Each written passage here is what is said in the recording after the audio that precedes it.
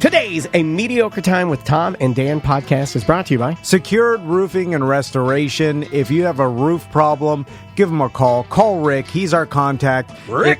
352-805-9316. Just give them a call. They do free estimates. So if you have storm damage and you don't know, I mean, it's free. They'll go up there and see if you have damage. Yep. And if you do have damage, they offer 24-hour, about 24 to 48-hour emergency tarping. So they'll tarp your roof so that it doesn't leak into your house and you have further damage. Or you could fall off the roof, which people do. And probably better to get a roofer up there and, just not you. And we're doing a promotion right now. If you get a roof from now to the end of August, we're going to send you a free Tom and Dan dry bag. $50 value. You'll get it in the mail. I didn't know about that. Completely free, and that's if you get a new roof. Those dry bags are really nice. Yeah. Oh, yeah. Yeah. I got my roof through Secured Roofing. Mo DeWitt, our lawyer, got a roof. A couple of BDMs I've seen have gotten their roofs done by Secured. Yeah, just give them a call and get that estimate. Yep, it's Rick, 352-805-9316, securedroofingandrestoration.com. Live from the Streamline Mortgage Solutions studio, it's Orlando's own Tom and Dan. Whoopee! Hello.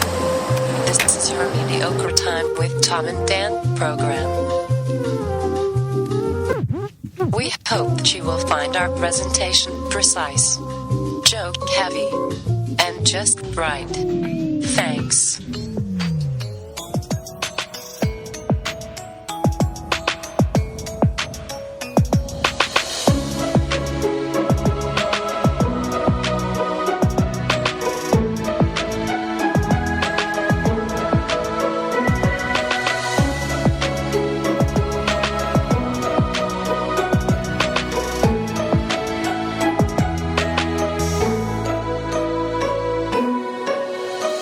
Welcome to the Friday free show of A Mediocre Time.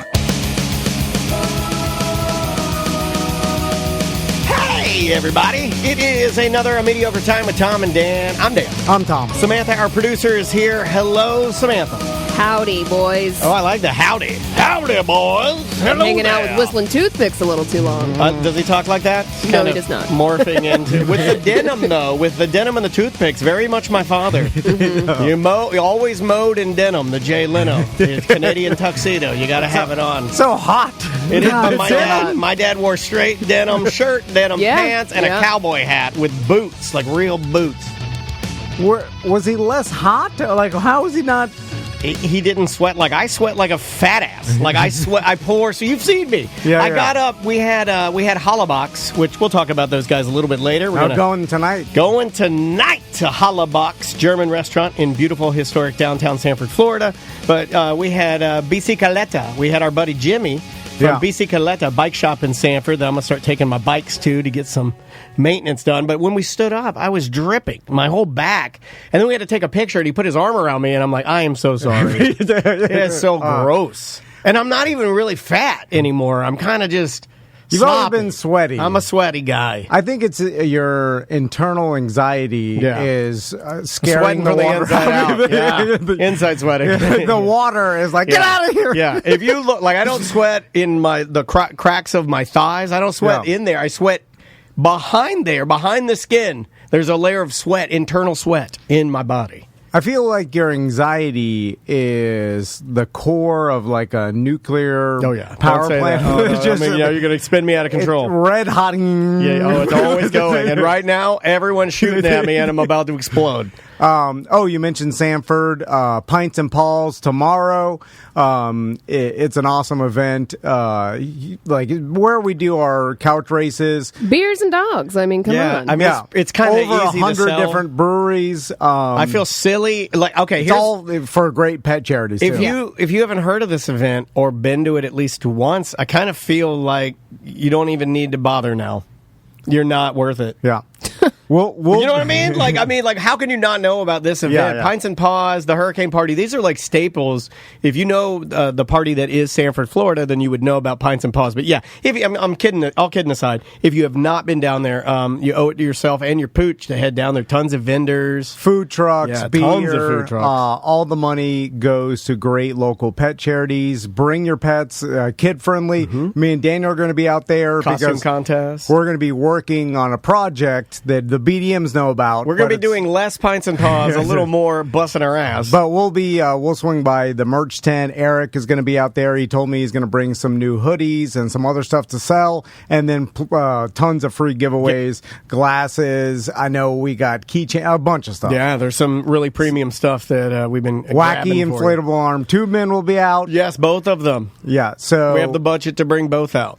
So that's all in Sanford, downtown Sanford. Yep, downtown Sanford, Florida. We got dry bags on the website, Tom and Dan dry bags. If you don't know what a dry bag is, think the top rolled camping bags that keep your gear from getting all soggy if it fell off your canoe. It's like that. It's got the elastic kind of deal and the buckle on the top where you can kind of snap it in. It's like a plastic buckle, and you snap it after rolling it down, and it keeps everything dry. Because of shipping delays and the chaos of all the shipping problems and stuff, this took about 8.5 months to produce, and but it's really cool. Like 4 months ago, and then they got stuck in some place in some container.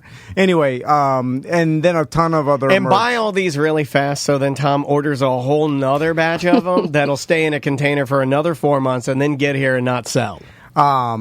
And then if I play in this Coe charity golf tournament every year with the Coe firefighters. For a split second, I thought you were going to say I play in an amateur bluegrass band. Oh, wow, something. I thought you were going to go in a completely different direction. I knew he's been keeping something from us. He's very secretive around here. Yes, sir. And it's next Saturday, and there's 2 spots if you want to golf with me. I'm a horrible golfer. This is where you get blackout drunk and sunburn your face. Yeah. These are fun. These are fun. And it's all for base camp. So if you want to play with me, call Trey 407-925-3311 or text them and make sure their spot's open. But great folks raising money for Project Base Camp. If you don't know what that is, they help these kids that have cancer and their families. Yeah, and they've been doing it for so long, and they're instrumental. They can pull off some stuff that other people can't do. It's a great organization. Yeah, so just call them, and if you want a spot, there's 2 spots left. Juan bought one of them this morning. So that's very cool. It'll be me and Juan. You can play golf. That might be a little dangerous. He's good. I am horrible. And I'm getting more and more stiff, so it's becoming where man, someone get video of this. Last year, someone took a video of me. I stiff golf swing. But it bothered you. That was like one of the only videos. I didn't realize how stiff I was. Until I saw it. I didn't either when I was roller skating, but a bitch on the rink let me know real quick. Oh, what'd she say? You're too fucking stiff. That's what she No, she's like, you're too stiff. You gotta loosen up. Mind your business. In my mind, I'm swinging like Tiger Woods. Yeah. When I see it, I was like, oh yeah, I got this. Yeah. This is a handicap person. He's just like, he has a condition. People gotta start minding their business, man. Right? You don't just be telling people how stiff they are. Like you skate and I'm over here telling everyone to record, Tom. Exactly. You're that lady. Yeah, I am. I love it. We're all hypocrites. Pabone will be at MyCon tonight. Is it today? No, it's tomorrow. It's tomorrow. Got it all wrong. He'll be there tonight and today. Wait, it's tomorrow. It's EJ's wife's con. It's only $5 for a ticket. It's really cool. People dress up, and they're going to have Eric Pabone's going to have his own booth out there. It's going to have some Tom and Dan art. He's also going to be doing a live recording of his podcast, Masters of the Cinematic Universe. That's his movie podcast. It's a clunky, long title, though. It is very long. It's a long title. Long. Don't they abbreviate it? Just call it Masters? So Master. We were all on vacation last week. We were indeed. Which we heard a lot about the BDM group. Fuck us, right? Even though we pre-recorded so many shows. They don't want that. They don't want that. You got it all They want us here every day live. You got it all wrong, buddy. Anyway, you got it all wrong. So you don't know shit about shit, and that's a quote Tom Van. I go on the ski trip every year, and we go to this it's basically a local mountain. I've talked about it before, Sunlight Mountain. Sunlight Mountain, yeah. Although there was a lot more tourists, I talked about it earlier this week. Well, you knew something was afoot when last year, when you took me to Sunlight Mountain, I saw Grumpy Dan there, who is a listener of ours. Oh, yeah. That's right. That's when you know things are bubbling, and that was last year. So he was like one of the, about and that. it would make sense because he's a smart cat. It would make sense that he would be one of the first ones, right? Yeah. But hell's a coming. Again, no more secrets in the world anymore. As social media has offered the ability to market any beautiful place to the world, and they all know For free. Instantly. So, but this mountain is more usually for locals, or stereotypically for locals, because the cheaper ski lifts, slower ski lifts, less like vacation-y. Do people really complain about slower ski lift? That's a thing? Yeah. If I'm not really a skier, so I don't know the thing. But like to me, any ski lift, as long as it's getting me up there, I'm okay with it. I'm not going to complain about the actual speed. It just takes so much time, and then you're able to ski. That's how you get your breath back. Yeah, well, yeah. Right? Well, for I guess for people that want to ski a lot, then you want a faster ski lift, like you want to go to Aspen, Snowmass, Vail, Buttermilk, all these different Buttermilk. ones. Yeah. Buttermilk Mountain? I want to go there. Oh, yeah. You have Buttermilk Mountain. How dare you? Currently own it. So, and speaking of like Aspen and Snowmass, that's more of like the Disney World of skiing. Like everything is family friendly. No, like triple the price. But it's awesome because I took my first ski lesson at Snowmass and it was dope. But in like ski lift tickets are $180 per person per day. That disgusting is expensive. Insanely expensive. Beers are $13. It's the Disney World of ski. It's for like rich people, basically. It's like Aspen and Snowmass is all the same mountain. Or save up for your vacation. But anyway, but there, like we went there too, and I'll got a story for you. They're like it's a bunch of rich kids and rich families and stuff, and the kids are all shitty and they're screaming they don't want to do this, and then I feel like a good dad because my sons are relatively well behaved, and they just But I'm looking at all these kids, I'm like, oh, spoiled brats. And a lot of them are animals, and so, but at the smaller mountain. We finished skiing one day. We're sitting at the bottom. Basically, everybody. How many hours would you say you're skiing a day? Not enough to make it worth it. Okay. Like barely. Like when we were like, I've done the lift 5 times, and now my kids are tired. Right. And this but how long does that take 5 times? Like I have no concept. It's okay. It's like let's say it takes the 10 minutes or like under 10 minutes, 8 minutes to ride the ski lift up to one because you have to ride it in like different levels, like sections. Okay. There's a section of the mountain, and say like you ride it up to the Do one you transfer section, to another lift? Then you ski down to another one to go higher for like different. So you don't have to go all the. Okay, gotcha. You don't have to go. I didn't because I wasn't good enough. So like, I wouldn't. They wanted to go one more, and I'm like, I don't think I'm ready for that. So they all went up, but I stayed on my list. Just went down my portion. And now it's like greens are the easiest, then blues and blacks, and then it goes like double black, triple black, all that. Mm-hmm. Anyway, I've seen some triple blacks. So how long does it take you to get down? So if you are a good skier, you could you could do the whole thing in like 40 minutes if you went all the way to the top of the mountain. Damn, that's a long time to be like just skiing down a mountain. A lot of it is sitting and waiting, and then for me, like I got to put my snowboard boot on because you got to take one off. Yeah, when we know you you roasted yours, so and then I'm winded. And well, that's the thing I don't understand about skiing is like when you say you want to do like 6, 7 runs. I mean, man, I do too, and I'm like, I'm freaking tired. My God, I'm tired. Anyway, I said this earlier this week. If you wrote it all down, all the work it couldn't be worth it. No. You're indoctrinated into this, and you're doing it because you think this is what you need to do. Well, I don't know why. Let's just do it. Anyway, so we're sitting at the bottom, and then everybody's like, the bar's down there, and people, it's like everything. They do something a little bit, and then they go and drink after. That's what they really like. So we're sitting there to drink. And that's like all the ski poles and stuff, and they have like picnic tables, and then like all the people's kids are playing in this little hill in front of the bar or whatever, like a little snow hill. Yeah, right? I know the little area you're talking about. So there's like 8 or 9 kids just sliding down this little hill, throwing snowballs or whatever, and then all the parents are sitting there drinking at the bar, right? So Nothing out of place here.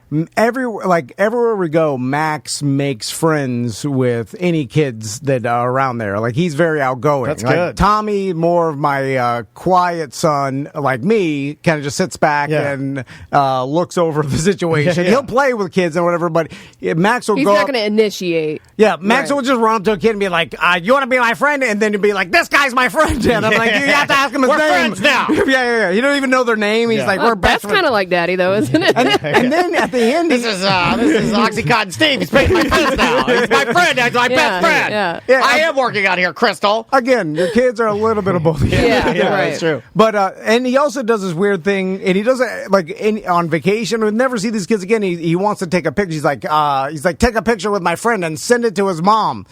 Oh, that's cute. Wow. Oh, my God. and- Tell him he was with Max fucking Van. Oh, Tell him that. okay, Tell him I he's got see. to hang with Oh, he's Max a fucking narcissist. Van. He Just thinks he's like a goddamn you. celebrity like Daddy. And then we have to do it awkwardly, like, can we have your number? My son wants Are to you send you a serious? picture. Like, I would just fake it. Your why kid don't- doesn't know. Here's he what knows. I do. He's like a Amazing- listener. He's like, show me your phone and tell me to make sure I'm But calling at you. some point, you have to say, I'm not doing that. You're not in control here. Anyway, so He is, though. I know. That's the problem. I know. So Max is playing with these two kids, right? And then Venmo this lady $20, Dad. and then my sons, they need hydration a lot. Do you keep all these photos of these random children on your phone? I don't know. I just thought of that. Oh yeah, they're there. But like my son's constantly You're going to be on a list. I need water. Like they they need water every 5 minutes. Do they get dehydrated, or have you trained them to check No. for water all the time because you're always like, are they dehydrated? No, they run over to us like, I'm thirsty. Like anyway, What are you I'm like, keeping none of it? the other kids are And they thirsty. never pee. I So know. what Maisie has It doesn't never make any had sense. water. I know she doesn't. You know what she Just drinks? You know what she Diet drinks. Coke. She's a real You know man. what she drinks. She drinks Natalie's orange juice, Diet Mountain Dew, Diet Coke, Diet Sprite, Major Melon's Diet Mountain Dew, Diet Mountain Dew Code Red, and Diet Mountain Dew Spark.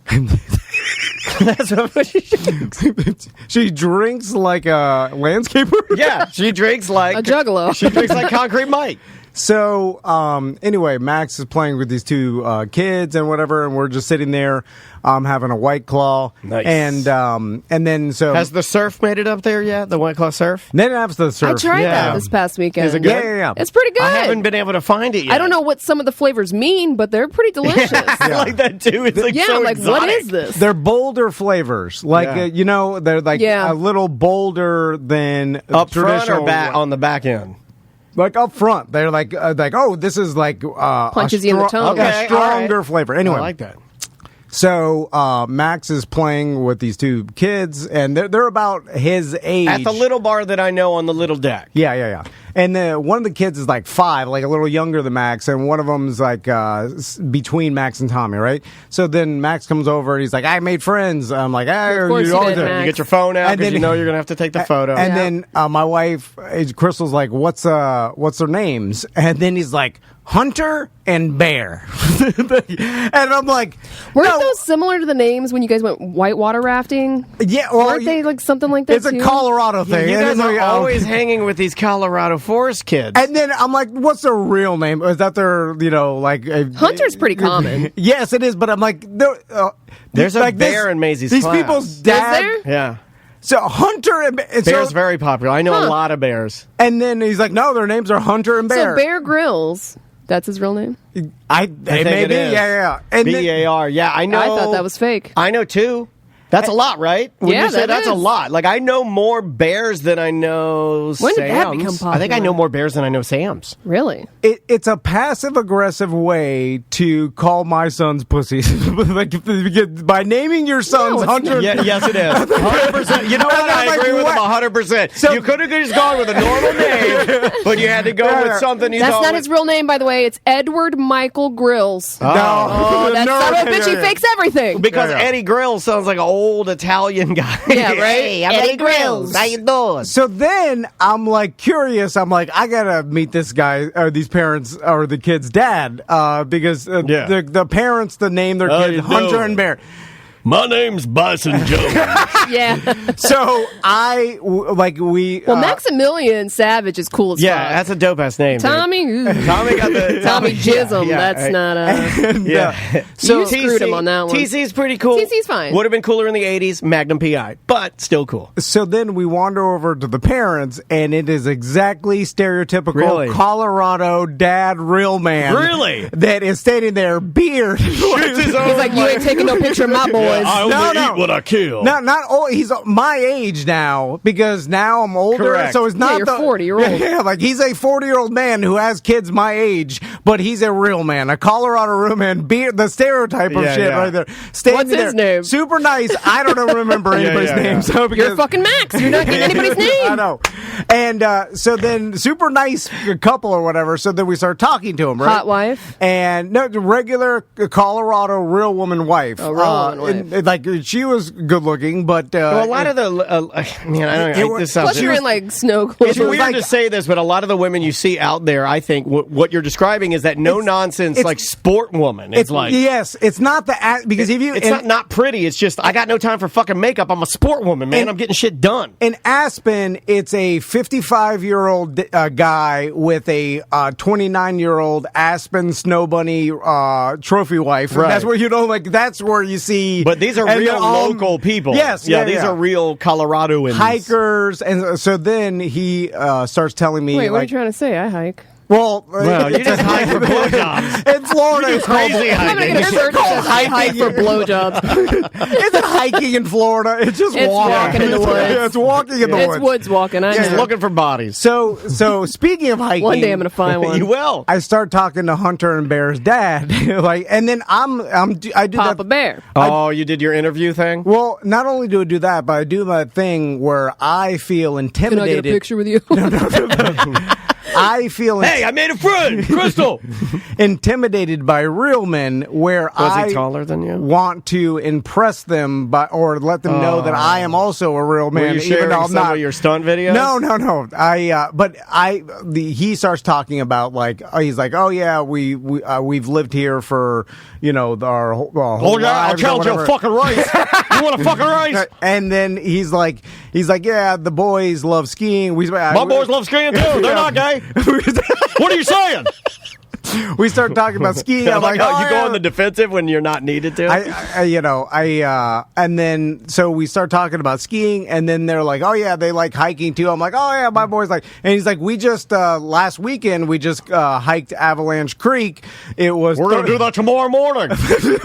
And they're like, he's like, it's Faster. 13 miles, like a 1,000-foot vertical climb. rough terrain, yeah. I'm like, 13 miles. I have to lift Tommy out of bed in the mornings and place him on the kitchen counter to eat his breakfast. Absurd. He's light. He's easy to carry. So I didn't tell him that, but that's what I'm thinking in my head. And then I'm like, you're a 5-year-old and 6.5-year-old hike It's just 13 different people. goddamn miles. It's just That's all different they people. know. Yeah, that's all they know, man. That's their real. That's their the reality. reality. Yeah. And literally at around that time, Crystal's like, I got your boys hot cocoa. She puts down the hot cocoa, right? Tommy runs over, grabs the hot cocoa, and then goes, and then like, and then he's like, yeah! And then Crystal's like, oh no, she's dabbing his tongue. And then I look at the dad, Has I'm he like, never had hot cocoa he before? doesn't. He's not used to hot liquids. We live in fucking Florida. When is the last- Maisie doesn't drink coffee. And he's like, yeah! And then I'm like, oh, he's not used to drinking hot liquids.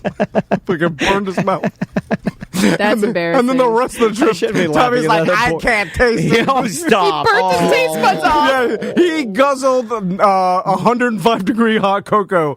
And Oh, then my anyway, God. so Poor thing. So Bear and Hunter's dad knew. They knew. Oh yeah, Look, they were accurately named. Well, They're you know, going like, hiking. It's just the people of that area are just different. Like even where I was, they just do it all the time. So they just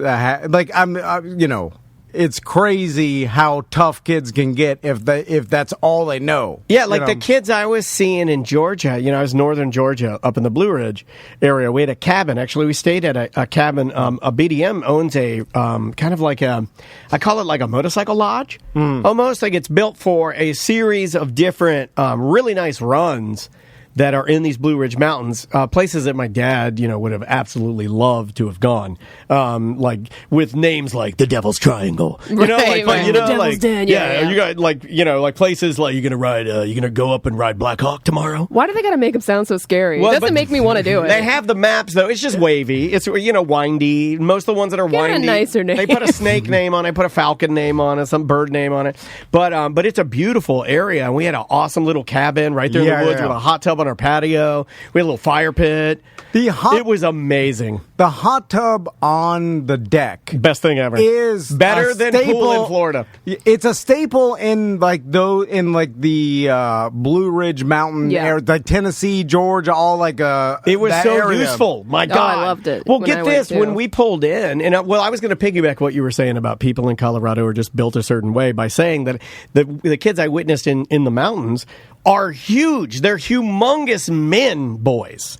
Yeah. Like I went to Walmart in Big Georgia. country folk. Yeah, and they're everyone had a gun. Yeah. Which is fine. I think I said this on ACT, but like everybody's comfortable having a gun. Like the Mimos had guns, the daddies had guns, these boys, if they were of age, I guess, had guns. Everybody has guns. But the size of these men that were like 16 and 17 years of age, like young teen boys, like massive farming people. Yeah. And I don't mean that as a slight. I'm just like, the guy looks like Brock Lesnar. Yeah, gigantic, tough boys. Tough boys. Yeah, gigantic tough boys. Yeah. Yeah, and they were everywhere. But mountain boys. Yeah, they were mountain boys, and they can eat some catfish. I had catfish while I was there. Oh, my God. I love fried catfish. You texted me a picture of the guns in the bathroom were plungers at the end of them. Yeah, there were guns, and then they put plungers on the end of it, and they were like basically telling you if you clog the toilet to shoot the bottom of it, shoot your turds down. That's what they wanted you to do. But yeah, we stayed at this little cabin place, and it was dope, man. We did absolutely nothing.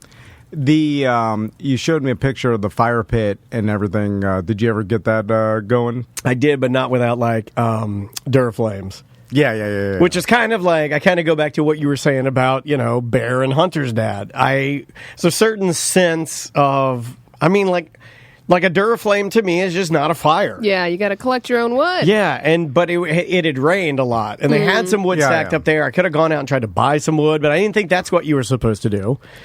So eventually we did the worst thing. We landed on some Duraflames, and I put one of those in there and lit it all wrong, and then the paper burned out, and then it's just sitting in there like a crayon. Then when your kids are roasting marshmallows over a Duraflame, you're not supposed to do that. You're not? It says that. It does say that? Yeah, it does say that. It says it. It's on the, we're... I burned that. Yeah. Oh, man. That's what I set on fire. Yeah, even Andrea's in the chat room. She'll contend. And Maisie tried, even though I told her, guys, I don't think that's a good idea. Put it higher. Don't touch it. Yeah, I don't know if you guys have noticed, but Maisie... how bad could it be? She doesn't really listen to me. So after they stole a stick from another fire pit they found, they walked down and found another fire pit that had a roasting stick. They put a marshmallow on there and put it right over the Duraflame. And then that thing, it didn't roast it at all, but that thing turned jet plastic black. And she ate it. And then was doing the whole... This is not good. And then just sat out by the fire eating regular marshmallows. Speaking of bad parenting, let me ask you this. There's no stopping them. I'm like, yeah, guys, that's not a good idea. They just do it. So fucking listen do to your me. own thing. Don't listen to me. On the drives, like up the mountain or whatever to get to skiing, whatever, we have this rule now because Max likes music and Tommy doesn't, right? Oh, when you're driving. When I'm driving. It is so out of my element of like my thoughts of like how anyone could not be into music. I know it's a thing, and I actually know people that aren't into it, but it's just so weird to me that people are like, yeah, I don't listen to music. I'm in your category, so right? Weird to me. You and I are always talking about music. He's my son. Yeah, you don't really listen to music. What does he want? Does he want a fantasy football podcast? He wants silence. So okay, we do 5 minutes. Is he just up in his own thoughts like you are? I guess. I probably? think. Yeah. Does he give you a reason for why he wants silence over music? I think it's just now because Max likes music, so he says he doesn't. But he says he legitimately does it, and then also we do 5 minutes of music, 5 minutes dead silence. That's fucking I feel like those guys are so close that there are going to have to be things where they feel the need to differentiate themselves from each other. It could be, it could be something as simple as he just wants to go the different way because he wants to be a little different, you know? He does like the music when they curse, which is his favorite thing. Does he get to sing the curse words? Oh, yeah. He, so you let them sing the curse words? Yeah. We let them curse on vacation. Wet ass pussy. You have odd rules, man. I know. We don't know what we're doing. So wait, you let... I love when people say they don't know what they're doing, and it's like, well, you should have thought about that before you had the kids. You're 6-7 years in. Thought a little bit about it. Did I hear you right? You let them curse? Yeah, he said on vacation and during songs. We'll give them a word that they could say throughout the vacation. Do you let them say the N-word in the rap songs? No, this vacation was N-word ski trip. Yeah. I mean, those are in some rap songs. We let them say crap. I went fast down that mountain N-word. No, we let them say like crap or like something like that. Oh, okay, so they're not stupid. You know, that's not curse words. That's not cursing. Well, I thought they were like, fuck you. Yeah, I thought you were giving them like, okay, this. If you guys they'll say shit, they'll say shit. They're allowed. Like, okay, oh man, that's a you're smack. blurring the lines. I think Andrea would smack Maisie in the mouth if she said shit. When they'll ask us, they're like, can we say the S word? Can we say pussy shit? And then we'll say like yes. And can we say cunt shit? They'll say it, and they'll be like, all right. I want to say. I don't know. So anyway, we let Tommy say fucking during the camping trip when he cut his finger, and this is news to me. I didn't know that you're running it loose over we there. Let him say loose. I mean, Maisie's at military school. Maisie's at fucking military school comparatively. He asked us. He's like, "Can I say a bad word to Fernando?" To Fernando. Yeah. Well, he was sitting there. He knew that he'd appreciate. Fuck you, Fernando. May I direct my curses at this Spaniard?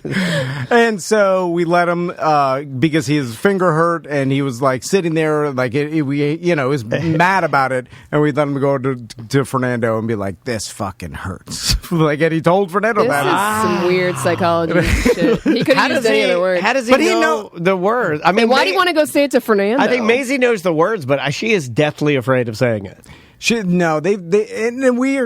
It's hard. Some of my friends, like, they are completely open with cursing, and they tell their kids they can curse at home, but not around school. Like, I don't know. I would honestly, if I was a parent, I probably would be like that, but you'd have to sit down and have that conversation. Yeah. Like, hey, these are adult words. I'll let you use them at home because I don't care, but you can't do it outside of public. And that's why we trust them, because they're good kids. Like Tommy and Max. But there's gonna be slip ups. You know what I mean? You're blurring lines, and kids just like us will slip up on ACT or whatever. It happens. If they do, then we run it back. I don't know. We'll see. I always look at bad words like it's. I agree. I don't even understand why cuss words are bad.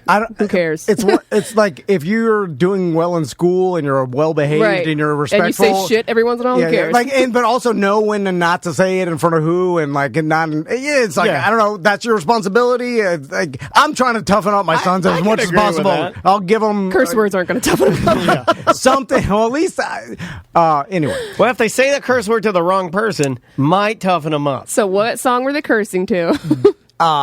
Me and Crystal cashed out a lot, and then Max ended up really liking the song "Yes I," and so we're blasting it up in the rental car up the mountain, and then I'm like, should I be playing this for my sons?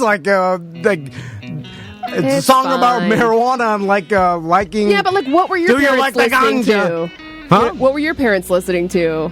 Like, what did you grow up on when you were 6 and 7 and you don't remember? I can't remember any of that. I listened to such inappropriate music when I was a child. They were listening to classic rock. Not that much of it either. My mom and dad listened to yeah, but even classic rock, "Cocaine" by Eric Clapton. I mean, there was songs that talked about drugs and sex and although it was not as blatant as I cashed out as do you like the marijuana? Cocaine is pretty in your face. I guess so. Yeah, here's a little bit of "Yes I." I'm not high enough, you know what I want, so give me the chronic, give me the hydro. And bag it up so I can take it wherever I go. Yeah, bag the weed up. And everybody smell it off my lungs. It's a good song. Everybody wanna get them some. This is Max's favorite part here. They ask me, do you smoke the ganja? And I say, yes, I. They ask me, So anyway, I don't know. fine. Again, it seems like it's fine, and we'll find out.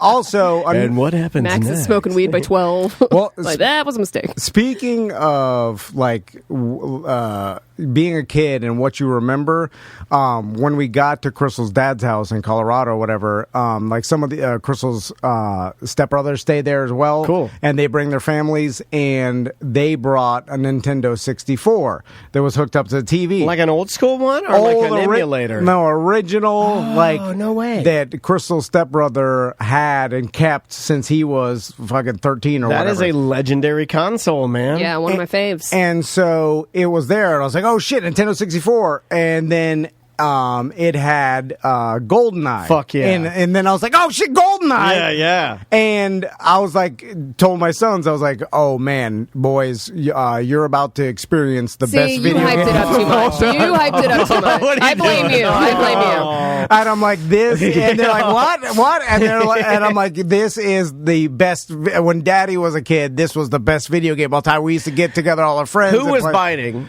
out of the two of them? Oh, Who was they both in? Their favorite thing is video games. Nice. I'm not joking. They would, if we were like, Did "Do you they want to look play?" at the console like, what the fuck is it? Yeah, It does look controller, weird, yeah. right? Because it's not a screen you Yeah. can touch. They were very confused. It took a while for me to get it running because I was blowing in the cartridge, I was banging it, slapping it, pushing it down, pushing On, off, I was reset, putting a book. unplug. Yeah, because I was texting my brother-in-law, and then I was like, "How do you get the start?" He's like, "You got to put a book on it. You got to push on it, the disc or the cartridge forward until it engage, and then it'll come on." We used to have to put a magazine in there to lay it like Yeah. a little bit Yeah, of yeah. weight on it. And so as I'm doing all this, my Tommy and Max are confused. They're like, "This is what you have to do." Like, why?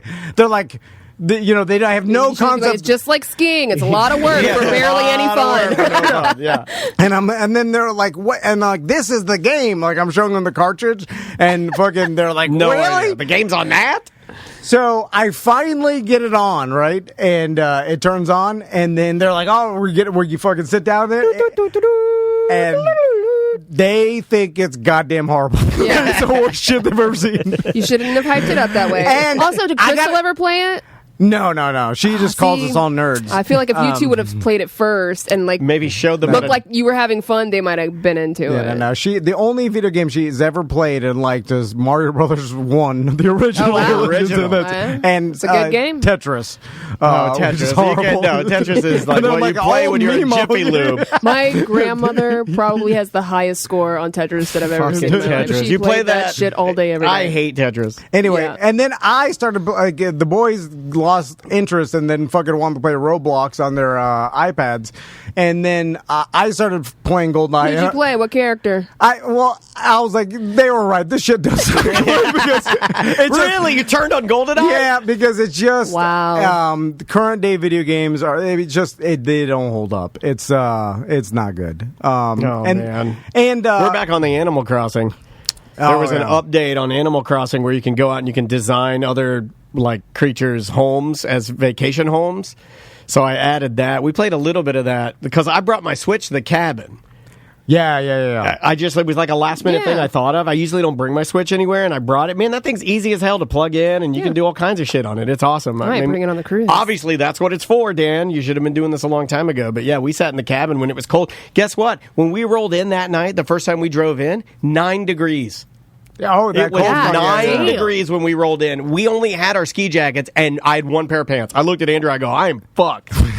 I'm like, I'm gonna have to go to Walmart. But then it got and buy hot quick, right? Yeah, then it came back. But man, that is 9 when we showed up, and then I don't think I've ever been in single digit temperatures. It was bouncing between 9 and 14 degrees. The kid that was running the Alpine coaster in Helen, Georgia, that we eventually went to, he was pissed because it ruined all of his fishing trips. He had all these fishing trips planned. And I don't think you could really feel the difference once it's below 32. Miserable. It's all kind of Just the same. But like straight up cold. the coldest you ever. I've been to 17. I've never even been to 9 degrees. I'm such a baby.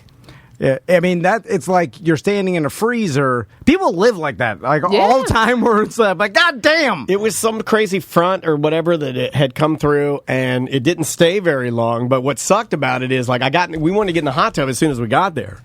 So the first time I got in the hot tub was at like right around 15 degrees outside. That's good. It was until you get out, and then you're like literally for that 1 10-second period, I felt like I was going to die.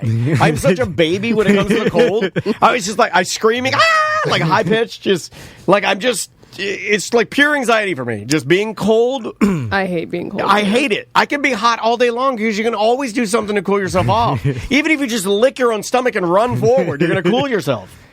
So Tommy and Max transitioned into something that Maisie's been doing, and that's the world of texting. Oh, God. And they learned how to do it over this vacation. Yeah, she writes me every morning. She'll write me something. And I realized something about kid texting, because now my sons can text me and then they could text other people through, like, they've got an iPad and Tommy's got an old phone. It's not hooked up to cellular or anything, but they can text on iMessage or whatever. Yeah.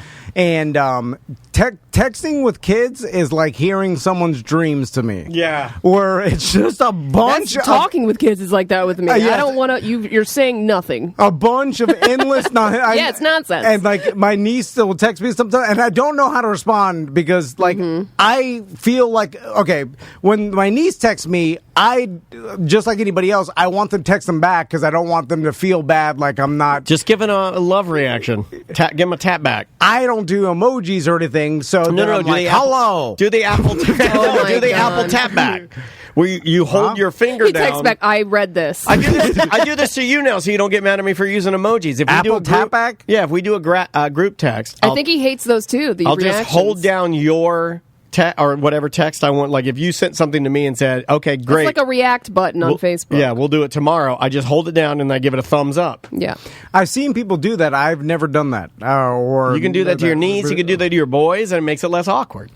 Although it is a little bit of I'm too busy to write you back. Man, you're really thinking this guy overthinks everything. Overthinks everything. You think everything you do, the person is like offended. Not offended, but I know what they're thinking. He gave me a reaction. He doesn't care about me. Well, I mean, you didn't bother to type back like I read this. What will be good enough for you? You know what? What will be good he does all this for like his niece. He doesn't do it for us. He doesn't ever won't even respond to check us. our fucking shit. I'll be help. I have to help. Well, you guys know me. Like with my your niece knows you not as well as you guys. My niece knows me as Uncle TC, like the fun-loving, Uncle TC, best uncle in the world. And I'm painting a picture of the fun-loving. You're my boss. You should respond to me. No, well, you know it is all rotten. You know more than we do. I do know it is all rotten. It's ruined already. Like nothing I could do now will ever make up for what I've done. I can help you.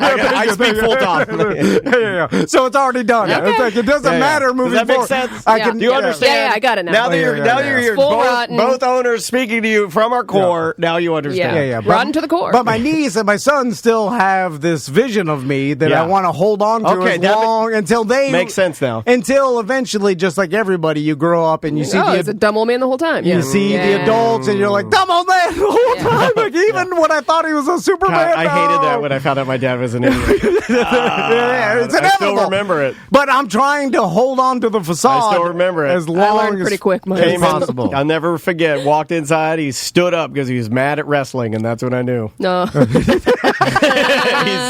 he was still mad. He's like a goddamn Undertaker. Oh man! And then Tommy, which I swore it wouldn't happen for years. I was like, when I'm 60, you'll be able to find a sock. No. Oh. No, come on. Why? I'll tell you what to do. Yeah. But he beat me in a ski race. Because you lost too much weight. You're not going fast enough. You need to be fat, Tom. You need to be fat as hell. Yeah, that's right. Yeah, the fatter you are,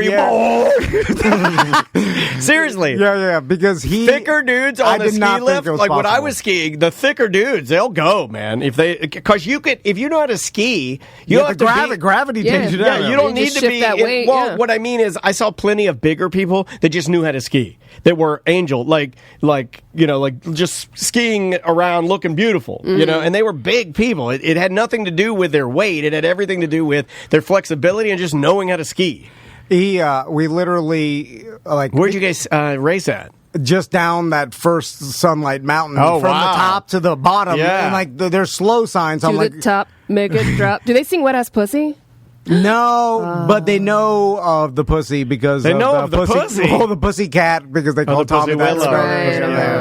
Right. They don't know what it means, but they know it's a bad word. Anyway, okay. So we raced to the first slow sign, which is at the bottom of the hill, and I was like, "There's no way." He was overcome like me. He was like, "I could beat you for sure." I'm like, "No, son." Yeah, I'm like, I go. Did you give him the sun? I'm like, son, you can. Son, it'll let's be, talk. Maybe when you're 15, 16 or something and daddy's older, but not now. There's no, you can't beat me. Impossible. So we said go.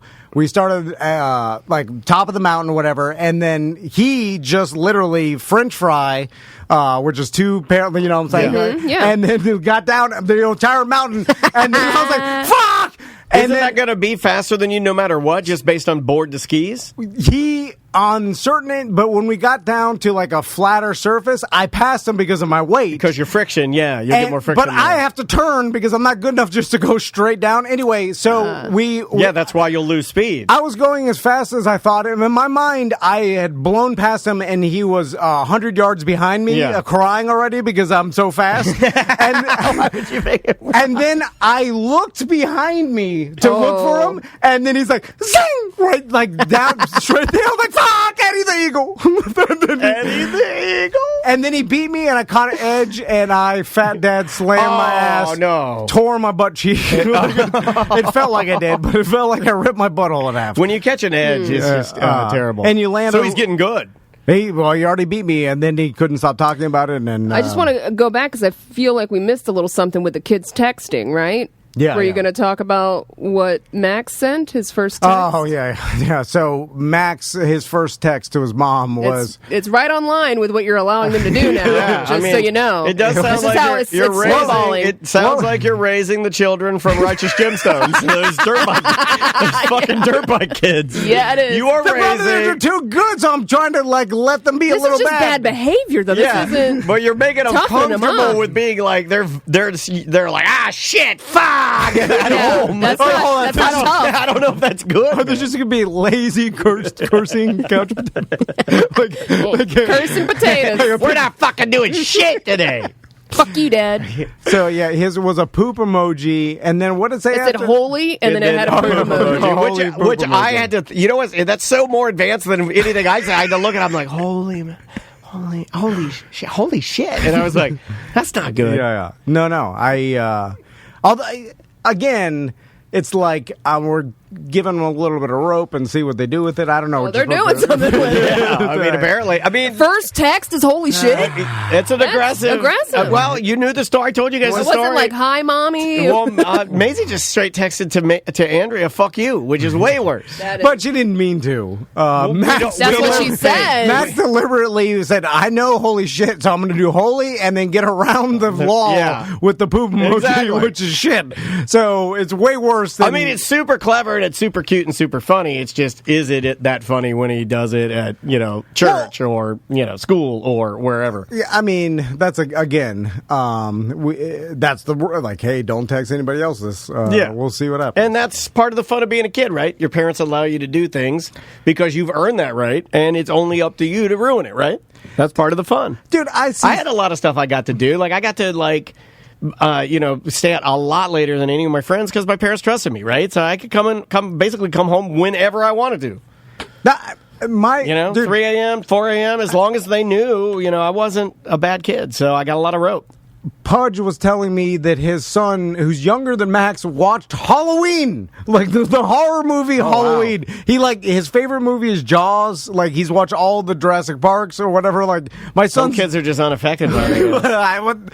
But then I'm like, well, that's super tough to be able to or watch. Or grows up to be a serial killer. We'll see. We don't know. Maisie's Jury's out. He wants to, and he's not scared of it. My sons would be scared shitless of Halloween. They would never even get through it.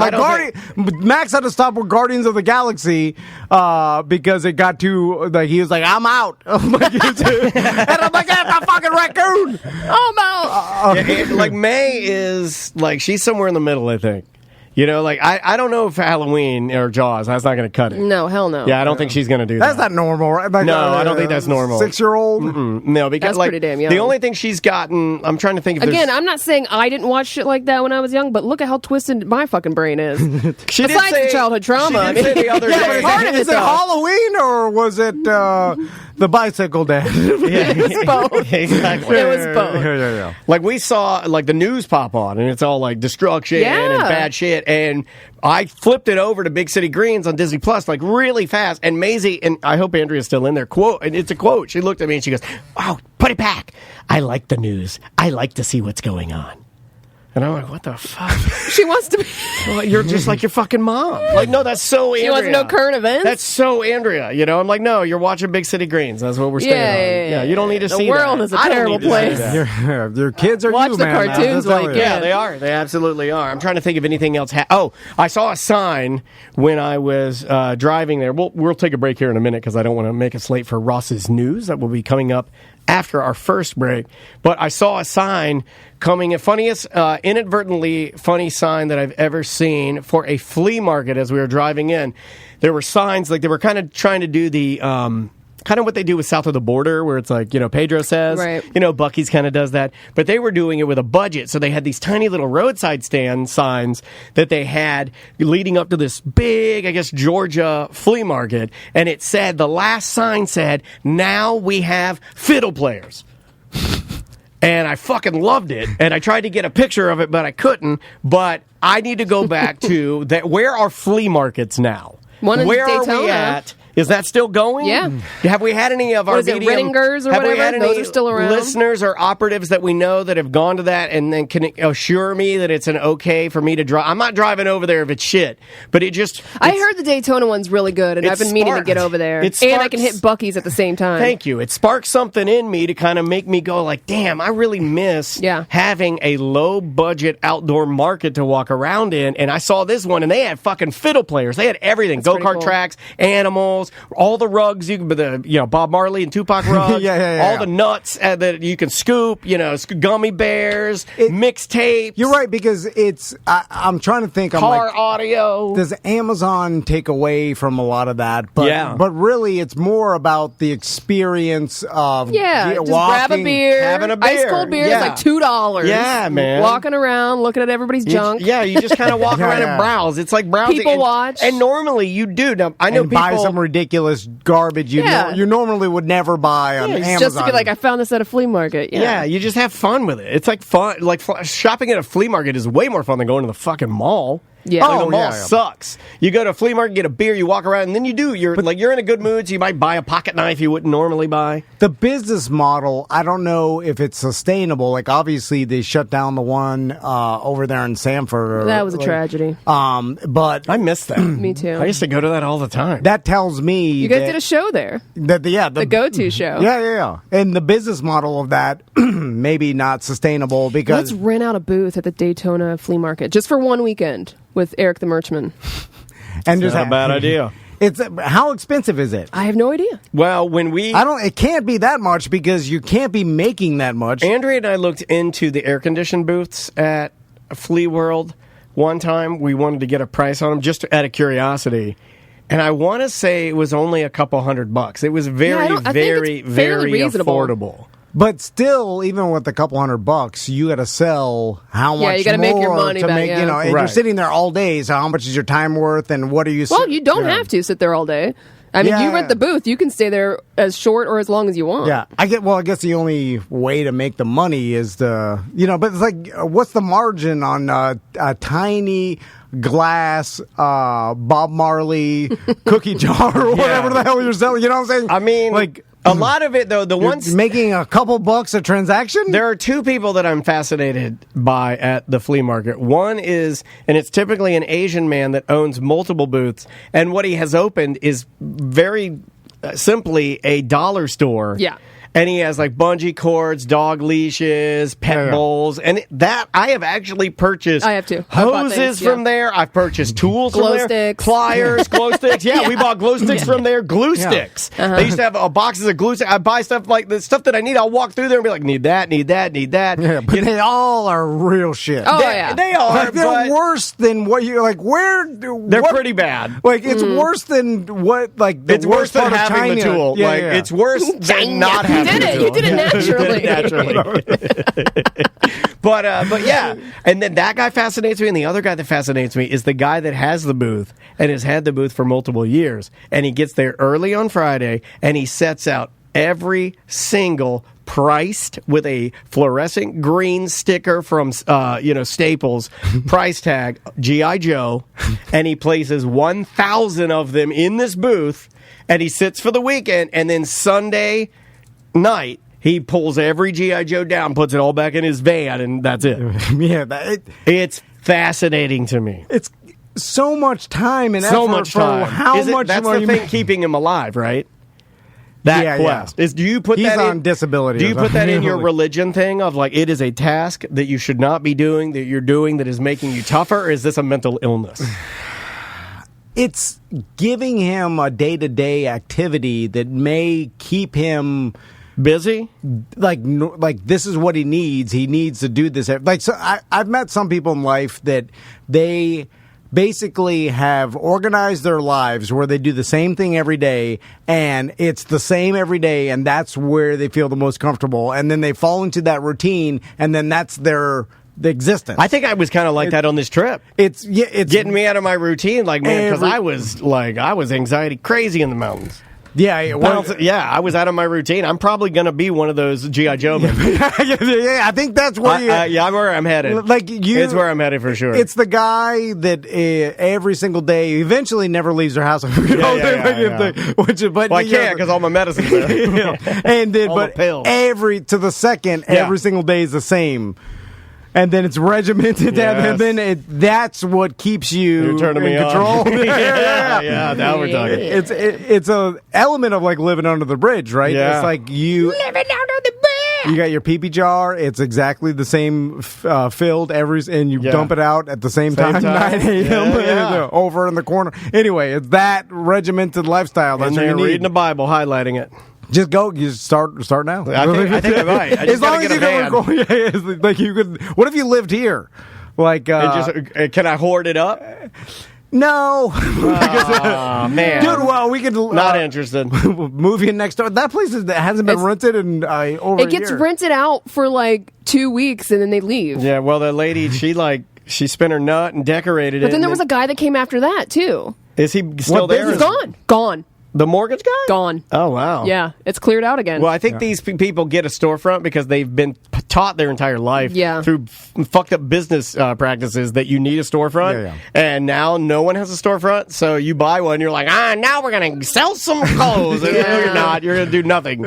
You wasted your money. Although it's better, it is like to be a business owner and have a store so you can flip the sign and be like, I'm going to sweep the front. Like that's what you want to do all the dumb shit. Yeah. And the hard. All the stuff I'm talking about. Fill the pee-pee jar. Do the routine. Yeah, I want to be out on the front of our business with a hose. Spraying I do feel like we need to open the doors wide open one day and have open house. Yeah. And then I'll spray the sidewalk off with a hose. We need to have that bread guy come down here, that Italian bread man. He's belligerent, man. You go by there, about the bread. Nobody stops. Nobody stops. I'm like, fucking leave me alone, bread man. You're selling bread. You have a fucking... You know what I hate? Bread on the road. Okay, you know what I hate at 6 a.m.? Who the fuck? You know what I hate at 6 a.m.? Your fucking chef hat. That's what I hate. Get off my fucking street. All right, let's take a break. We got Ross coming up with news. I love the music this week that we have. I've been wanting to play these guys for a very long time, and we just got the ability to do so. It's a punk band called Soul Glow. They are awesome. They're like, if I had to like describe, they're like, I would say this generation's Bad Brains, because they're able to be really, really punk rock and really, really hip hop or rap, however you want to call it, but they're able to blend those, and thrash is in there. They're really good. It's really aggressive. It's crazy. The name of the song is Gold Chain Punk. Who Gonna Beat My Ass? I think you might like it. It's weird. We'll be back with more A mediocre time with Tom and Dan momentarily after this bong hit. Let's go.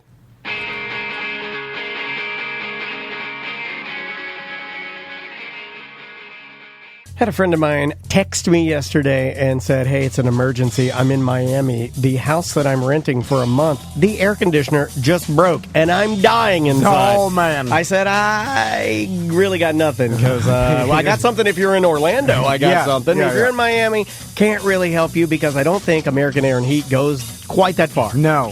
They service a huge area. A huge area. Give them a call. It's AmericanAirandHeat.com. Tell them you're a Tom and Dan listener. It terrified me, though. It made me so happy to know that I get all of my preventative maintenance done by American Air and Heat. And what I mean by that is a nice man from American Air and Heat will put his booties on his feet, and he will walk through my house. He'll shoot his laser gun at all of my vents. He'll measure, check everything, look at everything, adjust everything, and then basically tell my wife that we're good for the summer, which is all I need to know. Yeah, and that's what you should do before it's blazing hot, crazy. She's going to die in there. She's going to die in that house. Speaking of that, if your AC is running all the time and your energy bill is sky high, it's probably mine was too. My old AC unit, it was inefficient. Well, I was underpowered. Like, my unit was too small for my home. Like, my home goes up, and that fourth floor gets hot, so I needed a bigger unit to cool it efficiently. I only had one return, and it was loud. We had to turn the AC off when we watched TV, and now we got to return. American Air and Heat came in. I got a new system. I got all new ductwork. I got a return in each room, which sucks the heat out of every single room. That's awesome. And I got the electrostatic filter. Yeah. Electrostatic filter, the UV light that kills germs and viruses. It's like the one thing in your house that I told Andrew, I was like, just throw everything at it. Like, we got to stay cold, man. I think I'm saving like $93 average a month now with my new system. Anyway, give them a call. It's AmericanAirandHeat.com.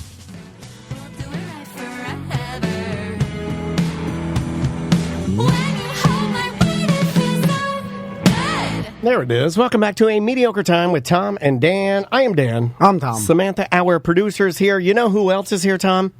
Who? This guy. Ross's Piece of Shit News.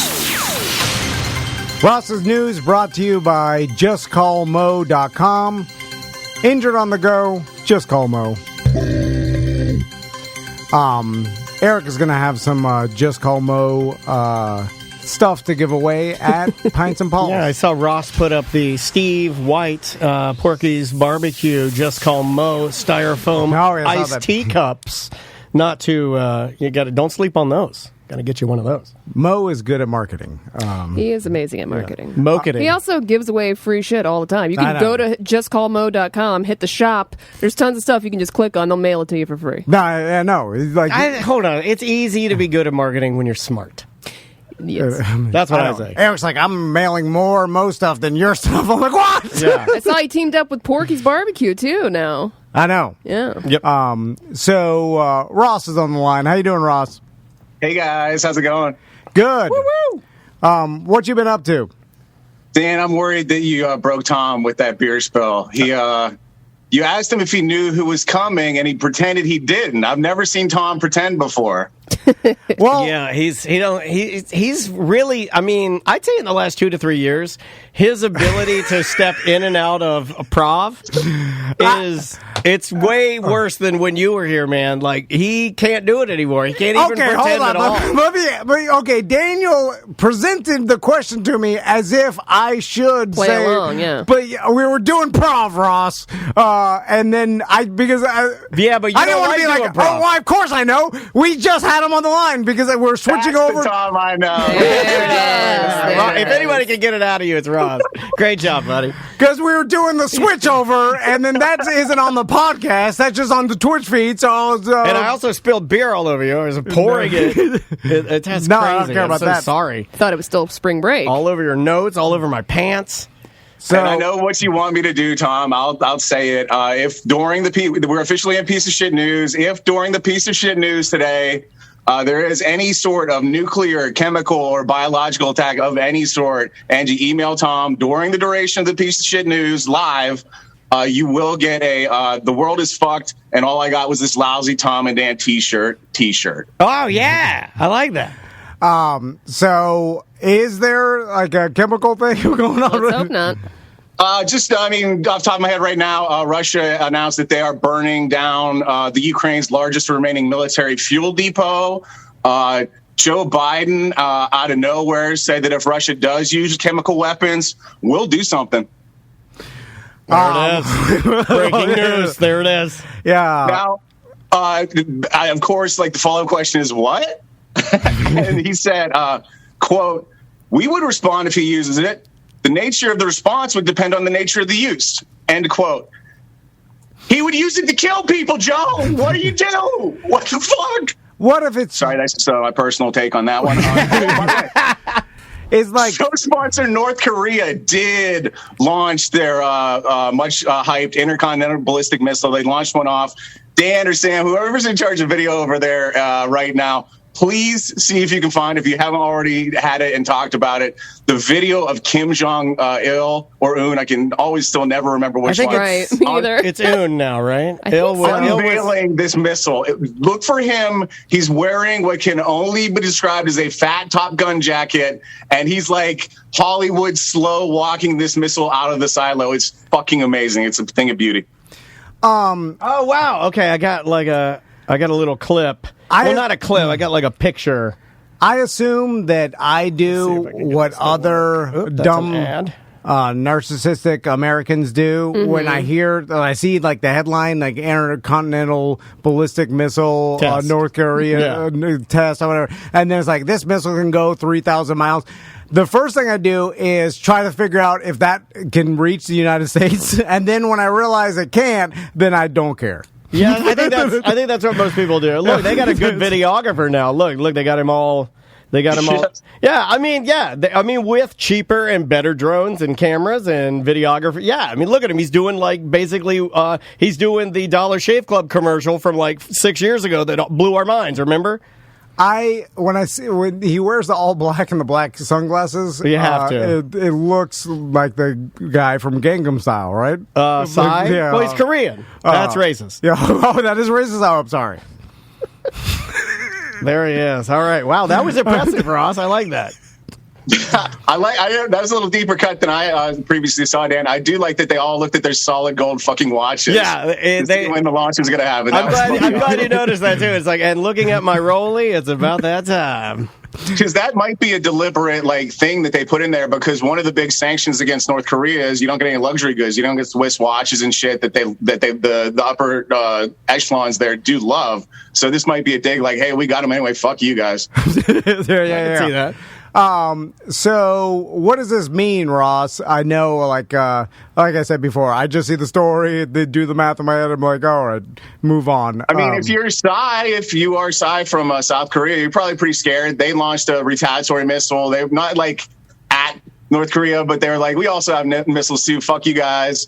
So things are getting hot over there. Who the fuck knows? Maybe he's trying to take advantage of the fact that world attention might be elsewhere. Like, for example, Russia, where President Putin, he gave one of his, he gives 6 hours of speeches a goddamn day, and they just had to sit there and listen to it. Today, it was today, this is breaking news. Putin said that the West is trying to cancel him. He is coming officially out against cancel culture, and he also said, I'm presuming that he's upset about the fact. He mentioned J.K. Rowling got canceled because, quote, she didn't satisfy the demands of gender rights. So he's saying fuck cancel culture and saying me and J.K. Rowling same fucking boat and fuck you guys for putting us there. I saw that. I read that story as well. And the thing that I found so bizarre about that is an odd person to compare yourself or put in your boat. If you're saying we're going on a voyage of being, we've been, persecuted, me and J.K. Rowling. That is an odd thing for Putin to say. That is weird. And I would argue with Putin. I'm like, well, we're not that cancel culture. Look at Deshaun Watson's contract. Cancel culture does not exist. Yeah. I don't think it's a thing. You're not canceling that much. And so with, I, don't want to get people's anxiety up. Like, I look at everybody talking about, like, everybody's nervous about, like, nuclear war and shit. I see the TikTok videos. I haven't seen any of those. I still get mounds. My whole theory that makes me sleep at night is that I'm like, well, I can't do anything about it. Right. So there's literally nothing I can do about it. And I assume that there's a lot of people in the world that have a lot to lose that are keeping close eye on the situation and figuring out a plan for this kind of thing. Right?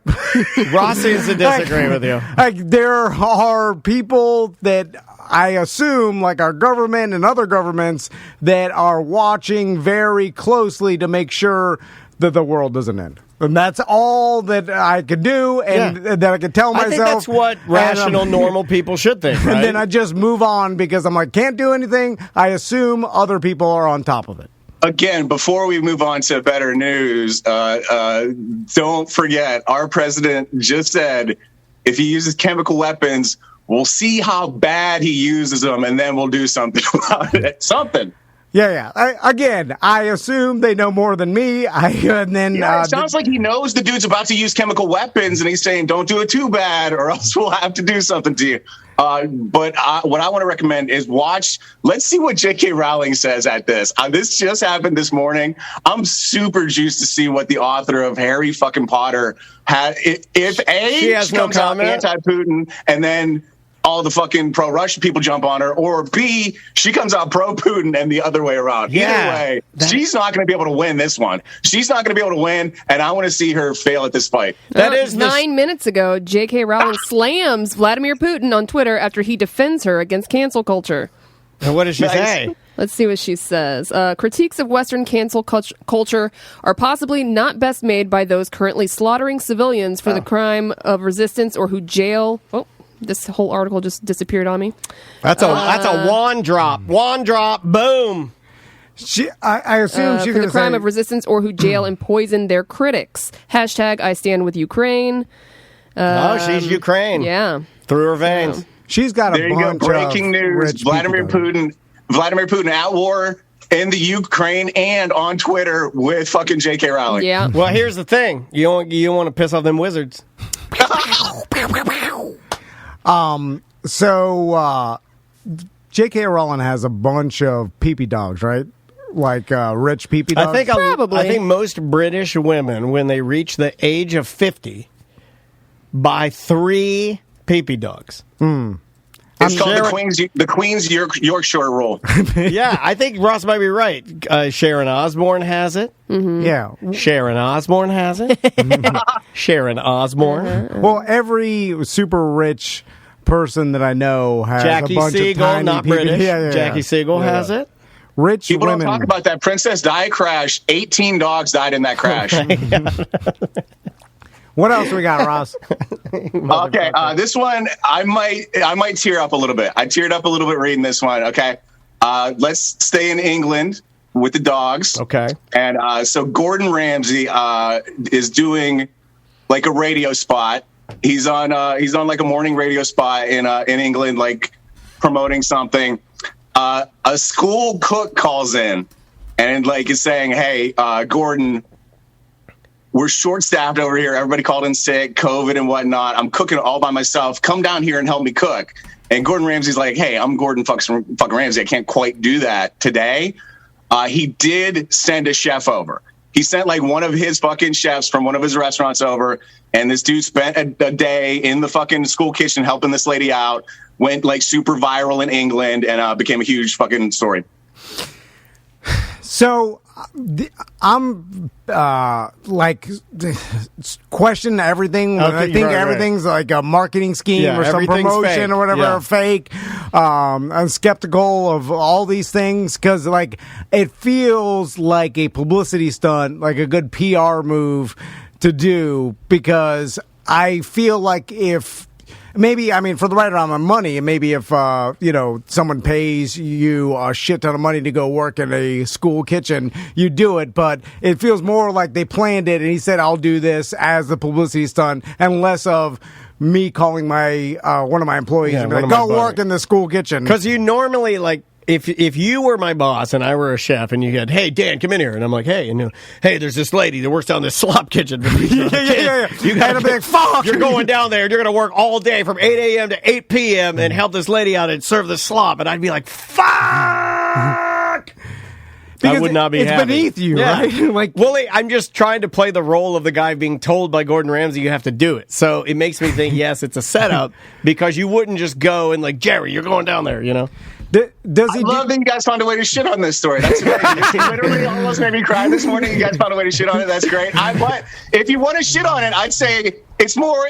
There's no way it's a fucking setup. The way this is being, there's no way it was a setup. If anything, this is that time you guys gave away a framed a corporate time T-shirt that Sam Flax fucking like professionally framed, and the guy lived in Ocala, and you found out it would be like $275 to ship it to him, and then you found out I was going to do comedy in Gainesville like in 2 weeks, and you just made me stop in Ocala on the way and drop off this fucking T-shirt to this guy at a gas station with, and I shit you not, a retention pond full of a liquid that looked like a blue Mountain Dew.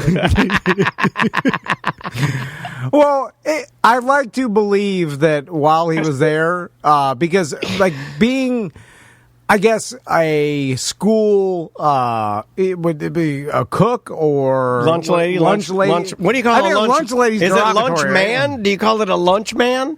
This is a BBC article. Let me see if they have the English term in here. Because they would be considered a cook, not a chef, or like a cook like you cook at Tijuana Flats or something. You know, right? Because you're a school cook. Line cook. Would it be a line? If you're working at a school cafeteria, are you technically a line cook? Is that the job under the food prep? Right? I don't know. We'd have to ask someone. Because so here you go. I got a bunch of English fucking words for you, Tom. You ready? All right. Gordon Ramsay sends chef to help Biggleswade School Canteen. So they call them canteens. Canteens. And the lady who called in was the kitchen manager, and she did say that her chefs had called in sick. Wow, so they got good. They're fancier in England. Yeah, I bet they got good food. Well, my school's got Macy's got some good. I'm just saying food. they will call them a chef because they're fancier, right? And this is like, there's pictures with this article. So you got like the handsome, Gordon Ramsay chef in his fucking, I'm sure, $1,000 leather apron and his like bespoke chef's suit. Yeah. But like even these school cafeteria ladies, the English ones, they got one of them's got like a white chef's robe on, and the other ones are in like black polos. Like there's some sort of denominations. Yeah, we don't have that here. Well, no. Is it a private school or is it a regular public shit school? Wow.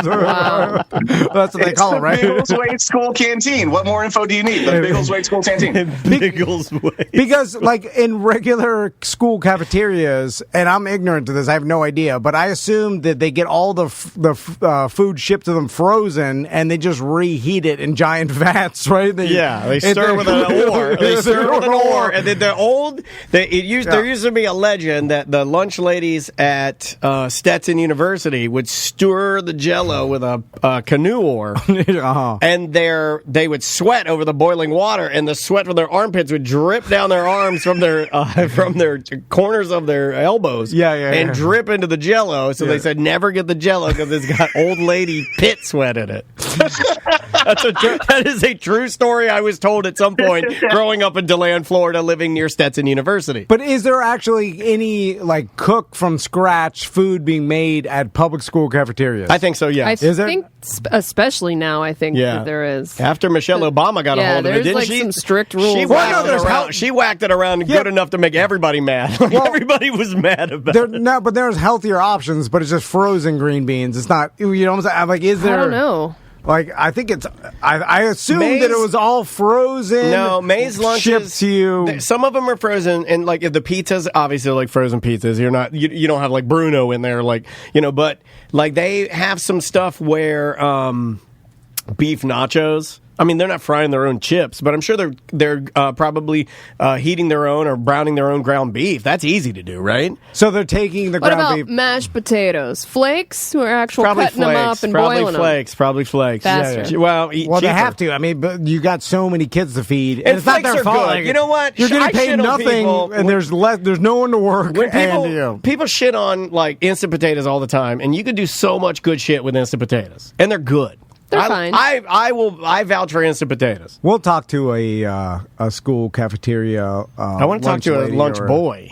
No, line. I'm cook. team fuck that, Dan. I do like maybe like every 2 weeks I do a big batch of Juan's potatoes. I do like 5 or so pounds of Juan's potatoes, and then I just, we have them that night, and then I got fucking potatoes for whenever I need them during the week. The one I like the most right now is, believe it or not, Andrea bought some at Fresh Market the other night, and they got good out of their case. Where they make them there. They're good, man. They're really good. I love some damn potatoes. What else you got, Ross? All right, this guy. I don't know if we talked about this one. It's an older story. A guy got caught at the California border trying to sneak over from Mexico. He had 52 lizards and snakes hidden in his clothing. This guy, if we didn't talk about it, he got pulled over at the border. U.S. citizen pulled over at the border.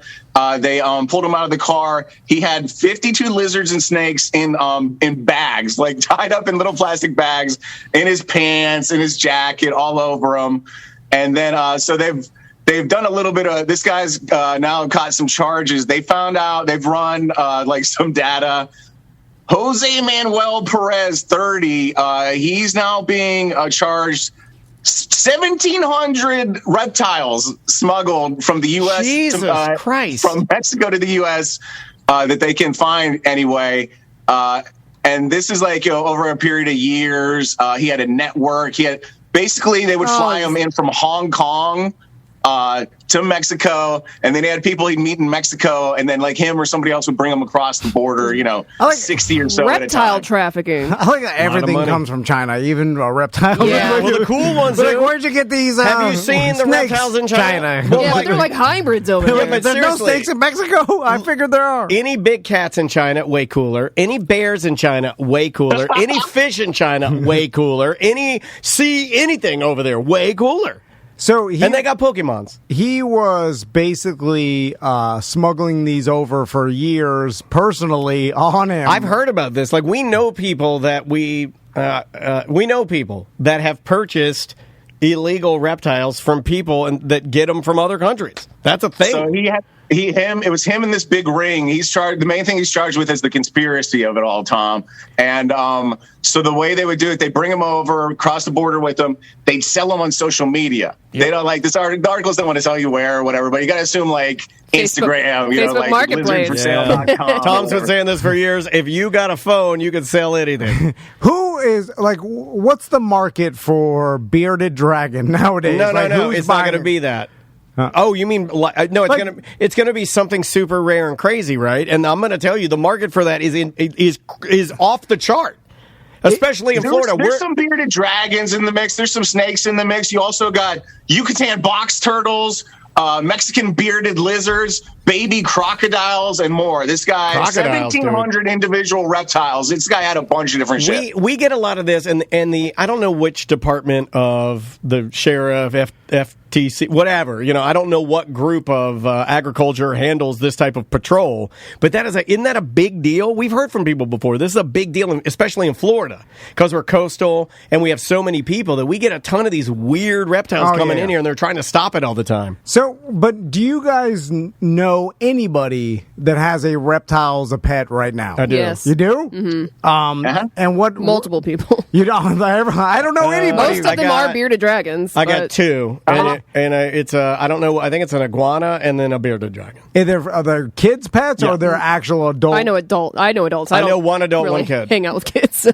And Good call. When you have a bearded, Good on you. a bearded dragon as a pet, what kind of joy do you get from it? looking at it. I wouldn't get no joy out of it. You feed it a cricket. I got bit by Drew Garabo's bearded dragon.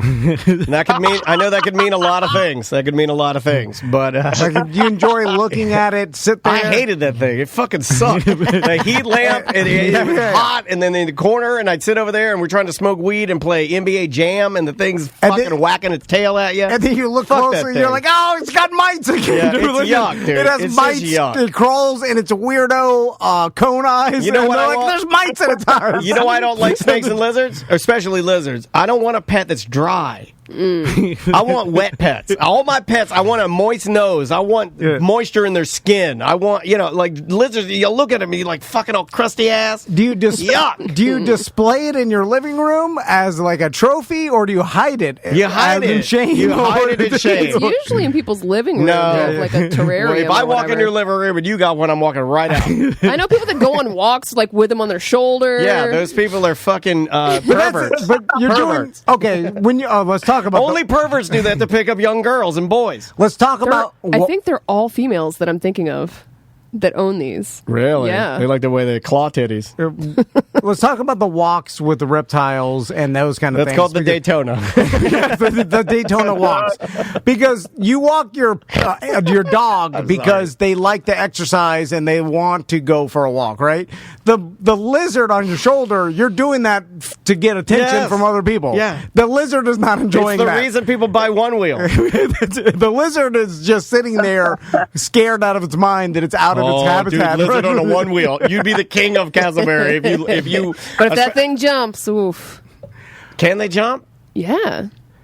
But they just sit The there. only thing a bearded dragon has ever done to me is bite me or whack its tail at me. Because they use their tail to whack you good? I've never been whacked Iguanas by do. Bearded dragons, I think, just sit there. iguanas got those big ass tails. Iguana will whack you with his tail. I remember Fuck it. the wizard used to have iguanas. And My dad's friend had an iguana, and they brought it over, and I was It's like, the "What is this trashiest thing? Get it thing. out of here! It's Now, trying what to is attack that? everybody." Now, Ross, you may have seen this. Iguana is the trashiest animal, by the way.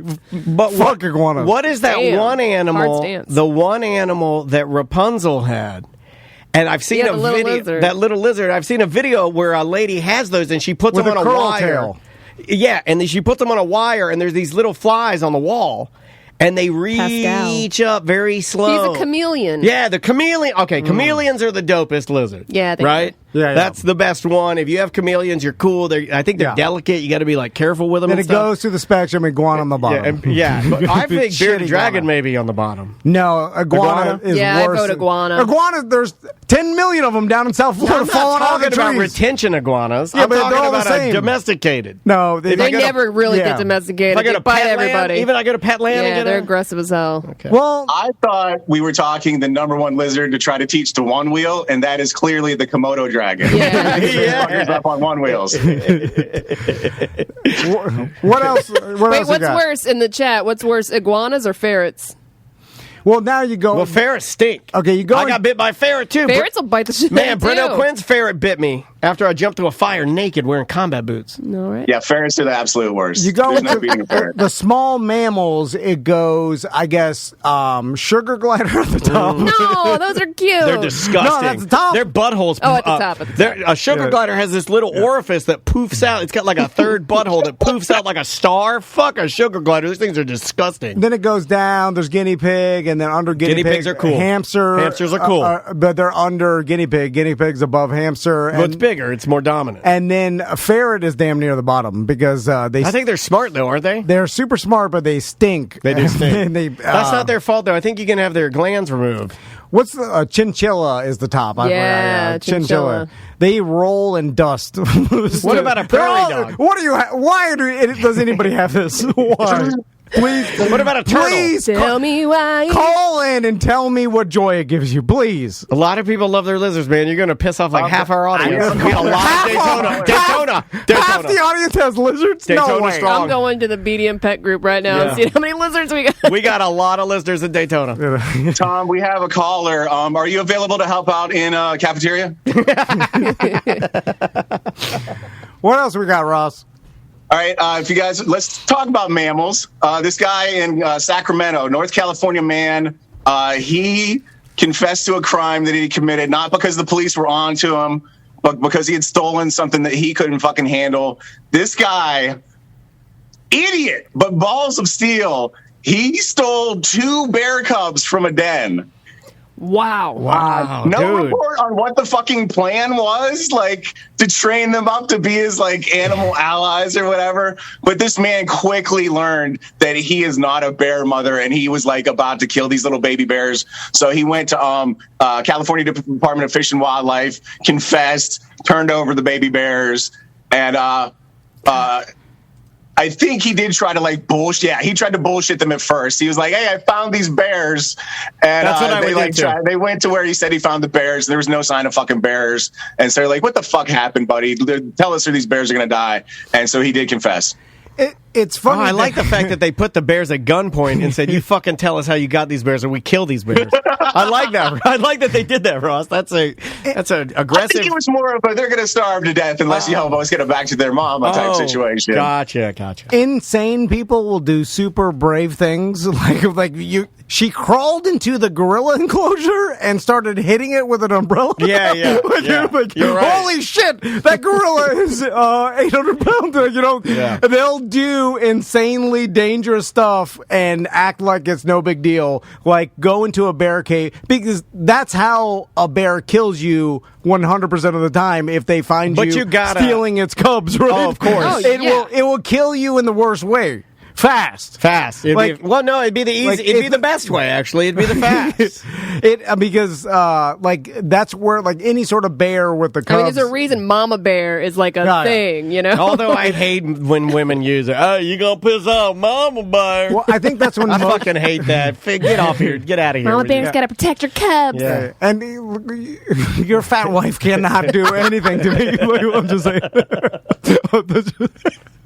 Like a 900-pound grizzly bear will tear me, will bite my throat, and throw you 60 feet. You're a redneck wife ain't doing shit. But you're a big fat Georgia Bulldog wearing flapjack titty bitch of a wife. I will push her into a retention pond. She hasn't exercised in 10 years. Yeah, my God. And she doesn't know how to fight. Her fucking front butt jeans are so tight. I'm gonna kick her. I'm gonna kick her in her big gunt and push her. Her into Lee jeans are gonna pop I'm off. gonna kick her right in her zipper and push her in a lake. No matter how mad she is, like, her level of being angry will not make her... you done it now. You done pissed off mama bear. Fuck you. Get the fuck out of here. Anyway, so that is insane, and this is the act of an insane person, because no sane person would go into a bear cave. What a dick move. Well, but my point was that you do have to, when Ross said he tried to bullshit him, I think you have to, right?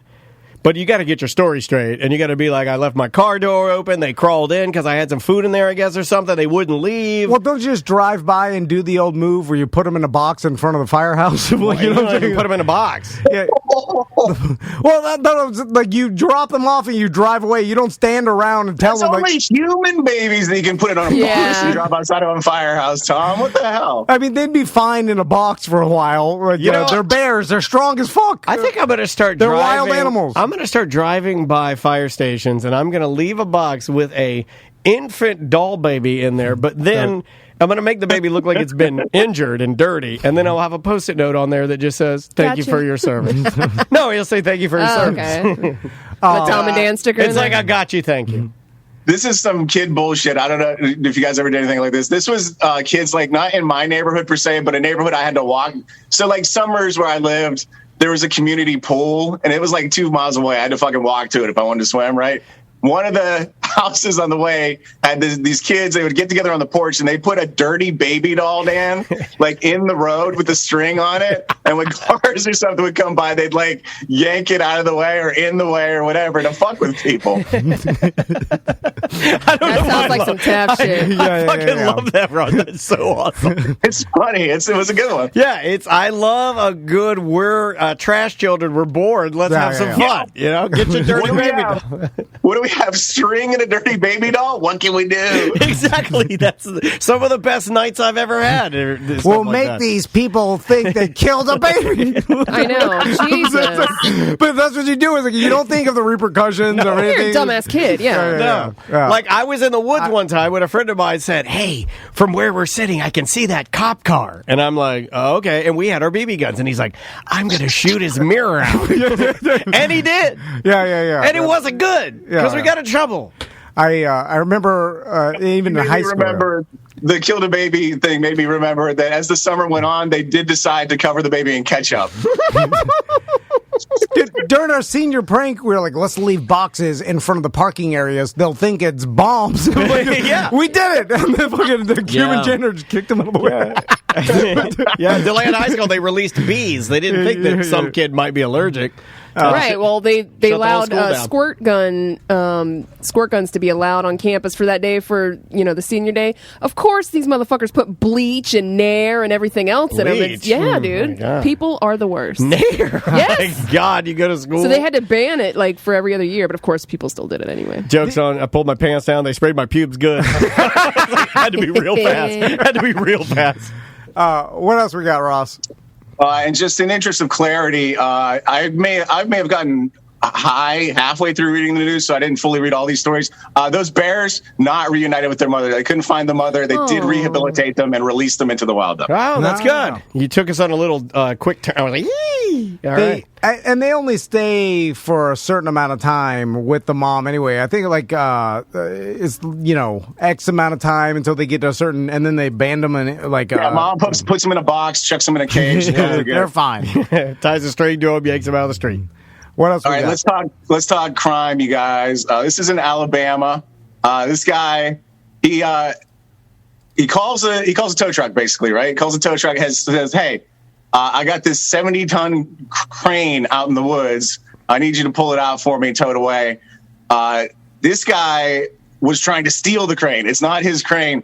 The only mistake he made, he called the same wrecker service that had put that crane there like a few years before. So the guy knew the actual owner of the crane and contacted him and said, "Hey, did you sell your crane?" And that clued him into the fact that this guy was trying to steal it, called the cops. Dude gets fucking arrested. What the hell do you do with a crane? He was going to scrap it. He was going to have it towed to a scrapyard and get paid like, I don't know, whatever fucking That'd be a 70 lot. tons of steel is. That would be a lot. That would be a lot. That'd be pretty good. They wouldn't question it. Have you been to a scrapyard? They don't question anything. I kid you not, in Georgia, where I stayed, we stayed near a scrapyard, in front of the scrapyard, crane. I'm not kidding you. Can't make this shit up. Not kidding you. It was called Tank World. You can look it up. It's called Tank World, Georgia. Now, I could be completely wrong because Probably are. The people in the scrap business, I don't think there's they care. some shady individuals.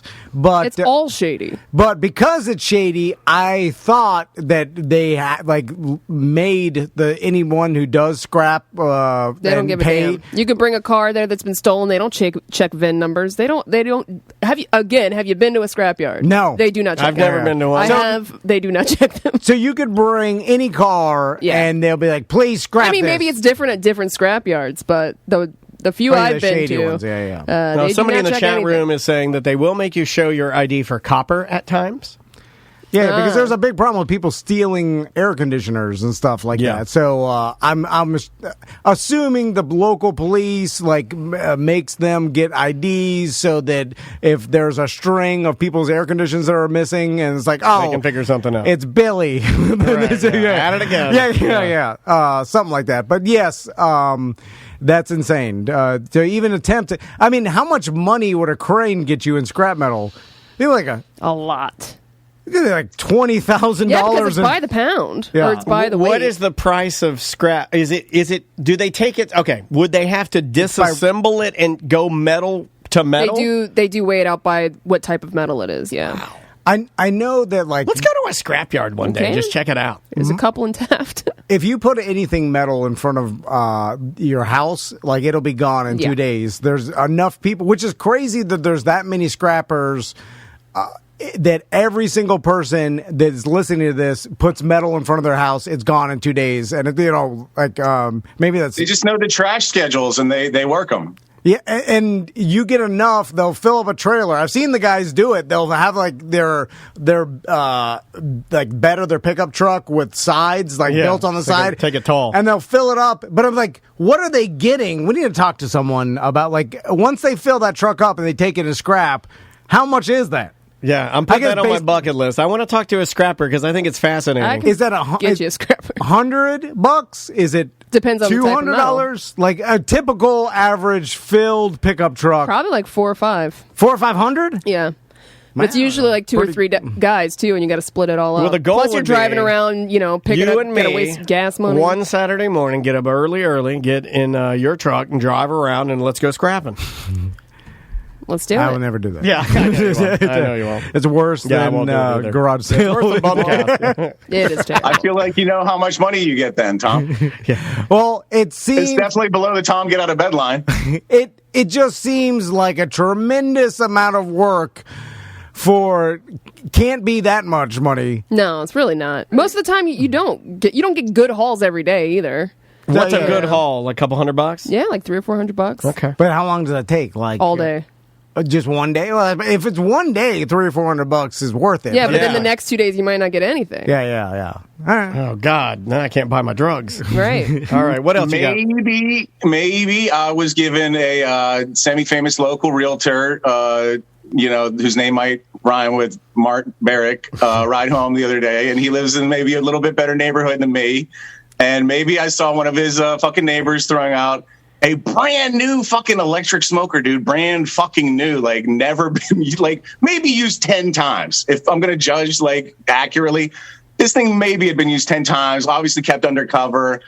I threw it in my fucking minivan. I took it home. I cleaned it up. And I smoked some wings. And I decided I'm a charcoal guy. I don't fuck with the pellets, but I'm a charcoal guy. Oh, that's a good. I would take an electric smoker on the side of the road. You want one? Tom will buy it off of you. $1,200 electric smokers, and Dan was like, "Hey, you get them cheaper than I looked, and they're all about expensive." Yeah. Well, they've gone up because everything's gone up. Yeah. This was a pretty basic model. It's electric, no like fanciness to it at all, though. Little just pellet tray and fucking water tray, nothing fancy to it. I looked them up, like $250 online. So I tried to sell it for $100, no takers. Dropped it to 80, no takers. Dropped it to 60, no takers. I sold it to somebody for $40. No, $40 you didn't have. But how many is this still available messages did you get? I bet he turns this off. Do you turn it off? It was a huge pain in the ass. And then this is funny, kind of. The lady wanted to buy it. She goes, I had shit going on that day. She goes, I'll come by at 3. I was like, fine. I'll pause my day. I'll be here at 3.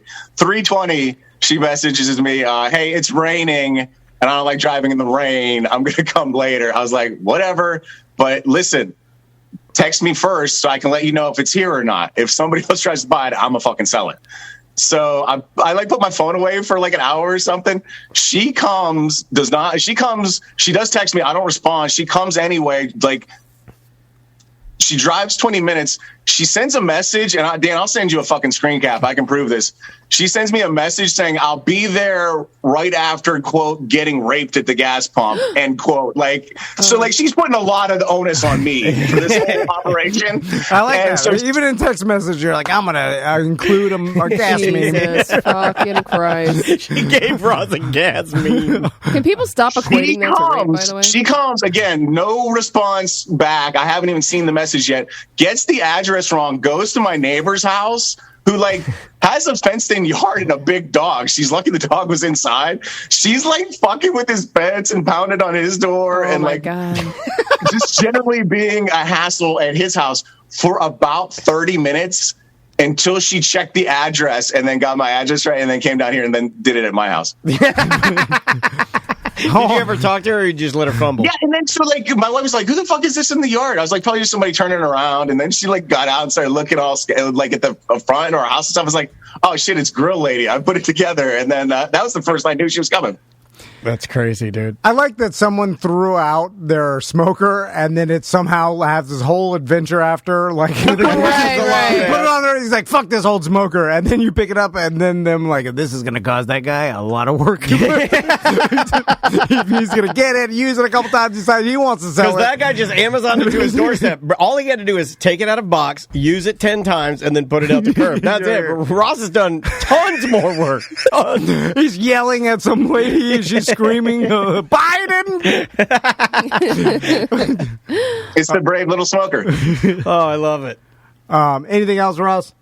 Real quick update, that story we did about the world's largest potato. Not the world's largest potato. Sorry. The world Guinness declined to register them. Oh, that sucks. Hold on. What do you get if you're like second largest potato? Isn't the whole Guinness Book of World Records just some business? Like you have to call and pay a bunch of money for an official to come out. It's like who's who in America schools. But I assume that if you called and paid the fee, then they, no matter what, they register. I don't think it's a no matter what, but I do think it's a business. So what happened was they called Guinness. They wanted to establish it. Guinness did a genetic test on it, and they found that although this thing looked like a potato, it tasted like a potato, it turned out genetically to be a gourd tuber, and therefore was not the world's largest potato. Dude was straight trying to scam him, man. It was Or he just got confused. He just dug this fucking thing out of the ground, man. He It thought does was the look world's like a largest potato. I like your yeah. positivity. It's called a gourd tuber. Tuber. A gourd tuber. Yeah. God damn it, Sam. I was going to let him ride with Oh, that sorry. A gourd My bad. tuber? This is not a potato. This is a gourd Sounds tuber. like a Fraggle. Never even heard of that. Yeah, I know tubers. I know all potatoes are tubers, right? I think I learned that from like just elementary school. But I'd never heard of a gourd tuber, which I guess is a fatter tuber than a potato. You know, corn is technically a fruit. Is this that old tomatoes technically a fruit? man. I don't say something Is like that. everything technically a fruit? I hate these. Max or Tommy told me that, and then I screamed, "You're an idiot! You don't know what you're talking about." And then I looked it up. So are green peppers, cucumbers, zucchini, and squashes? Yeah, when my kid says, like, Maisie will go, like, did you know tomatoes are fruit? I'll go, yeah, I knew that. Exactly, yeah. Like, of course I knew that. Yeah, I was like, I know everything. I You know didn't? I know way more than you. You know how many times I have to look Maisie the eye and go, like, you don't know everything. I got into a violent fight with a tiny child one time about what the Roadrunner says, which I still insist is meep meep. That's correct. Correct. But if you Google it, canonically the Warner Brothers say beep beep. And that's fucking bullshit. I don't care. I don't care. This is what I was screaming at my kid in the Ross Dress for Less parking lot. I don't care what the fucking internet says. The fucking Roadrunner says meep meep. It's clearly. meep.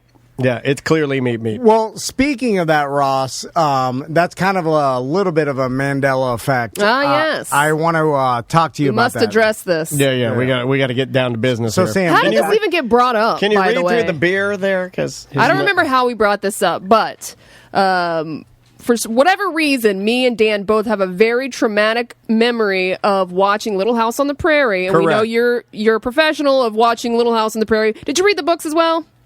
I only read the books. I've never seen the show. Well, see, then this might not work because I don't know if there's a difference in the books and the show. I forgot about Some of it is from the books, though. If it's like, so I can maybe mediate. All right. So I said to Sam, I'll say my part. I said, remember when Mary went blind? Yeah. That's what I said Laura, to Sam. right? No, Mary, her sister, older Was it sister. Mary? Well, Laura was the younger. Yeah, Mary was the older sister. Mary went blind. And then I said she went to stay with that Helen Keller-like lady or whatever. I remember that in the show.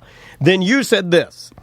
I said that scene where she stares up at the sun scarred me for life. Yeah. Like I have a very vivid memory of a scene of her staring up at the sun, and that's the reason she goes blind. And I agreed fully. I'm like, yep, stared at the sun. That's how she went blind. And that's how. And then everybody started piling on me and Sam, saying that we were wrong and that it was scarlet fever, I think everybody said. And I'm like, Which is in the books. I thought she had a moment where she was like staring at the sun. See, I'm thinking and squinting, and then she went blind, I think. I'm thinking now it's like a mismemory where it's like she already was blind. And like to prove it to like the watcher or the viewer, like they had her stare at the sun I don't know, but we both remember I like that that scene. test. You're not blind. Stare at the sun for 3 minutes. We're like, all right, you passed. So, Ross, did you ever hear that? It's definitely disease. For sure, she goes blind from disease. And I feel like you're probably right, Sam. It probably is like an establishing shot where like she's so blind she can't even scene definitely turn away happened. from the sun. And I think it's because I watched it before I was even in school, so I was like 4 years old. So I'm like, I remember that scene from like when I was 4 years old, and probably my little brain put it in like, oh, if I stare at the sun, I'm going to go blind. You know what I mean? I'm trying to find that scene to see if there's something in there. I found one. There's two. It's a two-parter, guys. Yeah. It's a two-parter episode. In the books, it's even better. They she doesn't go live with like an old lady. She goes to blind college. Yeah. And they call it that. Yeah, they they call do. it that. And she learned basically they spend all the money they've ever earned doing any farming or selling land or anything to send Mary to blind college, and she pretty much learns how to like sew and read Braille. Yep. I feel That's like about accurate to the show. Okay, yeah, I think that's what happened. Yeah, Yeah. all right. But she's going back to the house, The Prairie. where there's no Braille. I guess the Braille books, right? Yeah. Well, you mean like it's not on the fence? Or it's like door. Like, There's She nothing. also had to like learn to navigate with a cane. yeah, and like stuff, Michael Landon and- doesn't come out and he goes, "Hey Mary, I used my primitive tools to make Braille. It says My door." pocket Yeah. All right, Ross. What's the next shows you're going to be at? All that. Little House on Prairie, by the way, super dark ending to that shit. Laura gets like depressed after giving birth, burns down the house. They end up like people's servants. It's really fucking sad at the end. Anyway, It is fucking sad. There's a baby that dies. Oh, she burns down the house? Yeah. she gets That's where they got the postpartum. song. I think they lose a kid, and then the second kid, she gets postpartum depression. And she like accidentally burns down the house. It's kind of what the implication is. It was an accident. Yeah. Yeah. Did they call it was. something super disrespectful, like the baby blues? Or what? Right. What about the baby dying? Yeah, no, they absolutely like. It's like she's in a mood, or very. She's She must be on the rag. must be on the devil's period. And this is her writing it. This is her writing it. She's dismissive about it. So yeah. All right, check out the Orlando Talk Show with me, Ross McCoy. We just did a great one with Jack Bradshaw. Yeah, man. One soon to be released with now Orlando phenom Akeem Woods. Yeah, buddy. Brought to you by Party Patch, HD Radio, of course, and Mo DeWitt, Injured on the Go, Just Call Mo. You can always find me at the Bull and Bush on Wednesdays at 9 for open mic, first and third Saturdays at 9 for showcase night. And please don't forget, set your ways to Australian Ross. Guy drove around a cul-de-sac for like an hour and a half, got me like $20. It was very nice. I appreciate that. Thank you very much. And then don't forget, April 1st, if you're in Sanford, I'm going to be at the West End Trading Company live venue. When you go in the West End there and turn right, that little stage they rehab. It'll be me, Danielle Mathis, and John Charles Ragland. I'm featuring, so that'll be a lot of fun. April 1st, it is a ticketed event, and all the proceeds, except for, what me and the comics fucking make, leave me alone about it, goes to the Leukemia and Lymphoma Society. Indeed, that's awesome, man. Well, good luck with the show. That sounds great. Again, get your tickets at drinkatwestend.com. Is that an easy way to get them? Yes. Probably. Yeah, you go to drinkatwestend.com. I don't have that information, but that's fucking awesome. Yeah, well, I just want to make sure. 'cause drinkatwestend.com. There's a tickets tab. Just, find the I event, actually click on had it. people ask about you doing this event before you even plugged it. So there's, Drink at West End to try and find out about it. And I guess we'll see you in a couple weeks, my man. All right, bye, guys. All right, See ya, buddy. Ross. See ya. That is Ross live from his house. What do we got now for some We music? got good music. Good music, buddy. Okay, I've been trying to weave more jazz into the show. So the second song you're going to hear is by a jazz band called City of Four. The name of the song, perfectly fitting, is called Orbs. It's a great little jazz tune, and we're going to jump into that with something a little more Americana from Gregor Barnett. This is Don't Go Throwing Roses in My Grave. Show at TomandDan.com for last-minute emails or 1-844-TOMNDAN if you would like to call. We'd like to talk to you. We'll be right back. Had a friend of mine text me yesterday and said, hey, it's an emergency. I'm in Miami. The house that I'm renting for a month, the air conditioner just broke, and I'm dying inside. Oh, man. I said, I really got nothing, because I got something if you're in Orlando. I got something. If you're in Miami, can't really help you, because I don't think American Air and Heat goes quite that far. No. They service a huge area. A huge area. Give them a call. It's AmericanAirandHeat.com. Tell them you're a Tom and Dan listener. It terrified me, though. It made me so happy to know that I get all of my preventative maintenance done by American Air and Heat. And what I mean by that is a nice man from American Air and Heat will put his booties on his feet, and he will walk through my house. He'll shoot his laser gun at all of my vents. He'll measure, check everything, look at everything, adjust everything, and then basically tell my wife that we're good for the summer, which is all I need to know. Yeah, and that's what you should do before it's blazing hot, crazy. She's going to die get in there. bad. She's going to die in that house. Speaking of that, if your AC is running all the time and your energy bill is sky high, it's probably mine was too. My old AC unit, it was inefficient. Well, I was underpowered. Like, my unit was too small for my home. Like, my home goes up, and that fourth floor gets hot, so I needed a bigger unit to cool it efficiently. I only had one return, and it was loud. We had to turn the AC off when we watched TV, and now we got to return.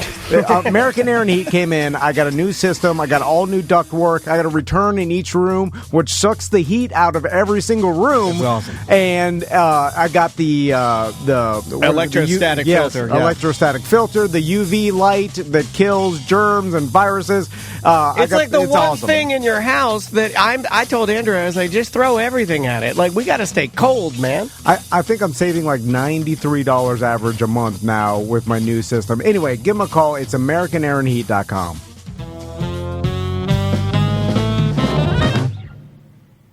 Pretty good, right? It's amazing how good people are. Dancing. Sorry, my God. Welcome back to the show, everybody. Whew.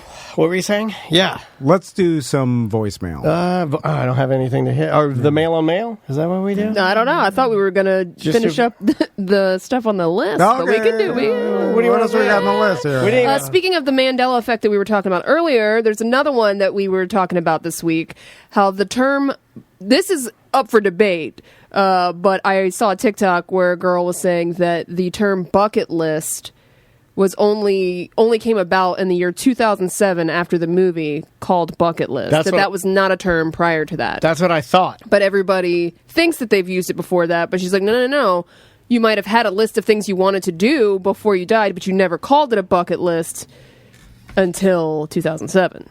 I think that somebody told me that because, like, I'm so stupid that I don't even care about the origin. Yeah, who gives a damn of the term bucket list. So somebody told me, hey Dan, did you know that, the term bucket list? I'm like, yeah. They're like, do you know that that's because of the movie Bucket List? I'm like, oh, all right.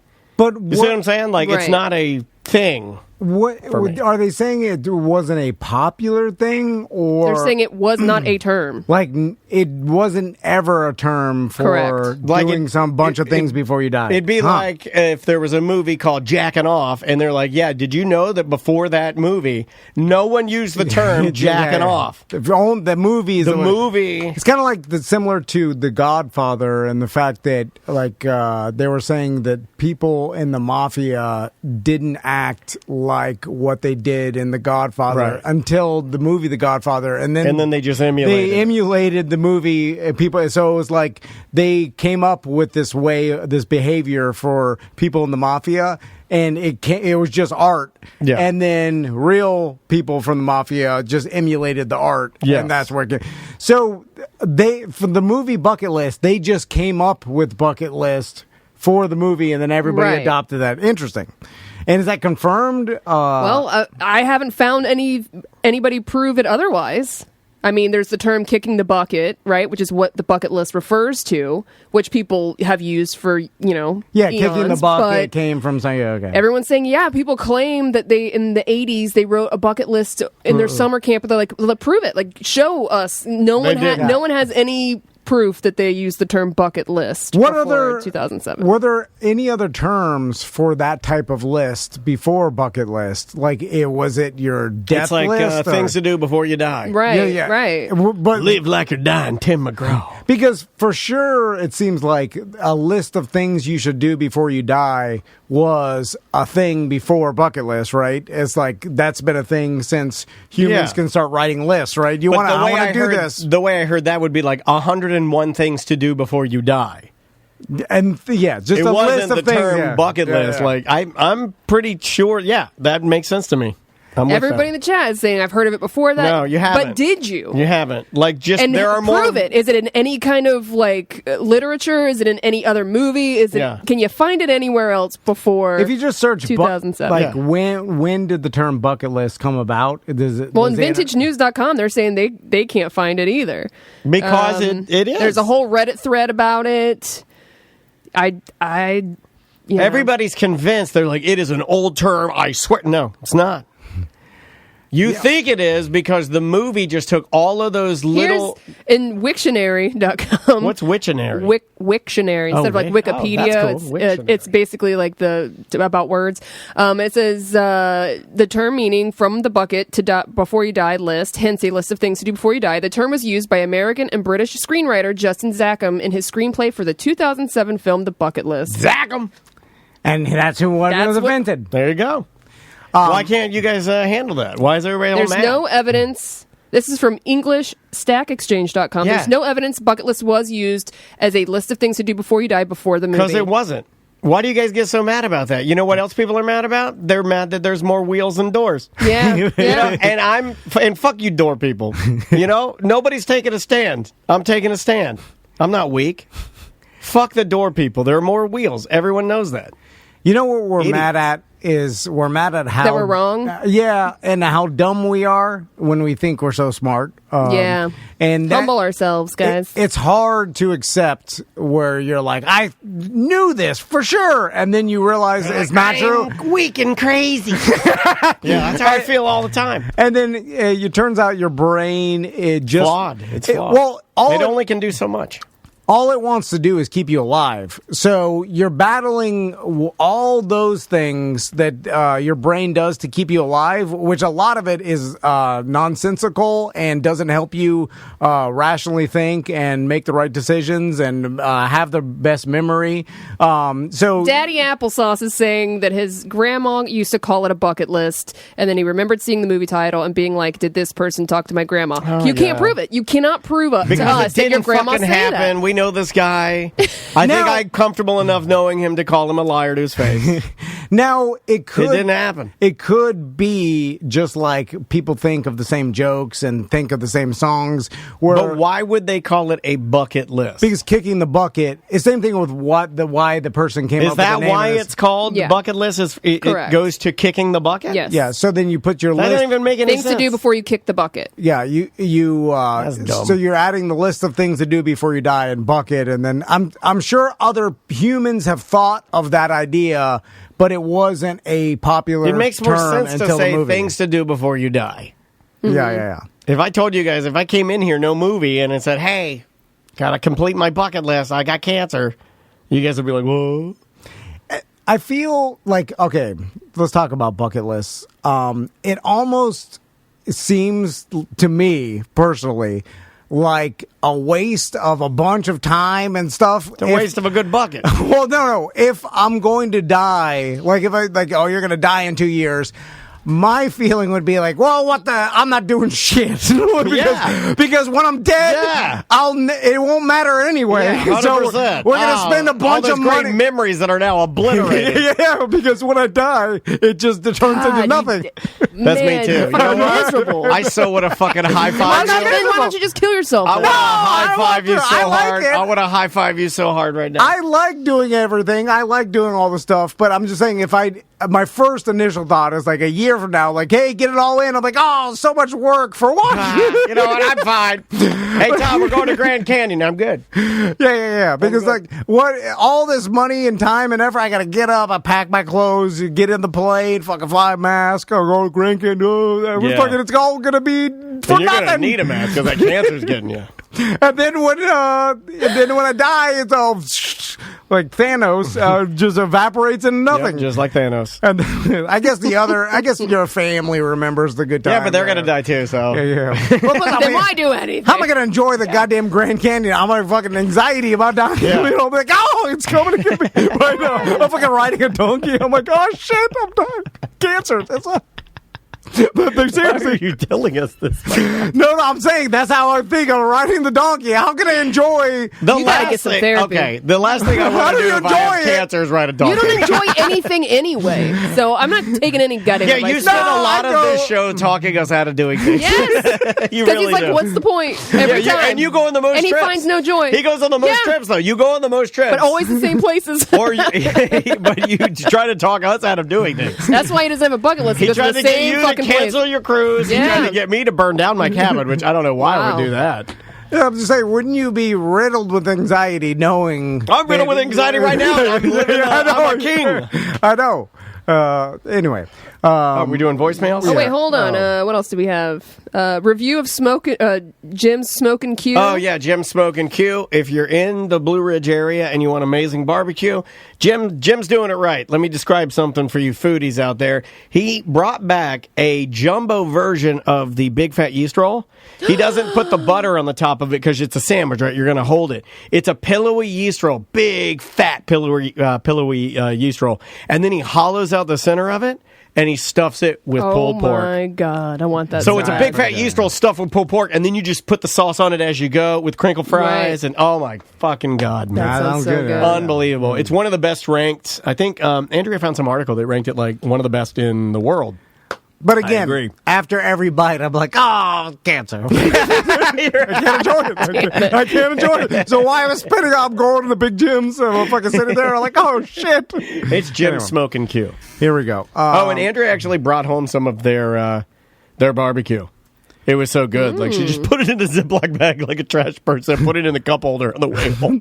in the cup holder. Yeah. That's pretty trashy.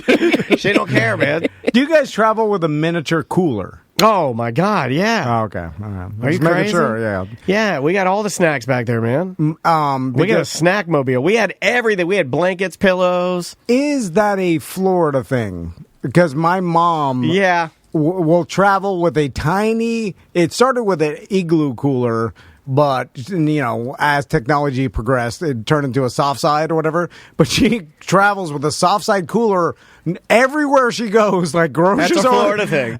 With two Sunkist, a Capri Sun in case she runs across her Bottle of grandkids, water in and there, bottle of water. banana, put a banana on top. Yeah. yeah. Great. No banana fruit. Well, lunchable. Anyway, and it never goes anywhere without a tiny Florida That's cooler. a Florida thing. Okay. Yeah. Do you remember that, Sam? We had a Yeti, dude. We had a Yeti piled up with snacks and drinks. No. Did you have the Florida cooler of the No. little snacks? The No, snacks? no. We barely had food. Snacks? Please. Yeah, we had like 8 different kinds of chips, beef jerky, popcorn, cookies. Let's do a couple voicemails and then get out of Right. here. Let's go with this one. We have apparently rattled people with VR porn. Hey, Tom, Dan, and Sam, and everybody in the past of this great network you guys give us. We need to go back to the VR porn. You need to delve into that a little more. It's kind of like cheating on your wife without cheating on your wife. And you brought that up, but I think that needs more discussion because I'm morally implicated in that. I have no idea what you're asking. I don't even think you do.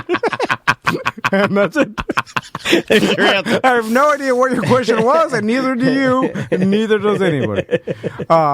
So is he saying that he doesn't want to do it because he thinks that it's kind of like cheating on your wife? I don't think so. I think so, yeah.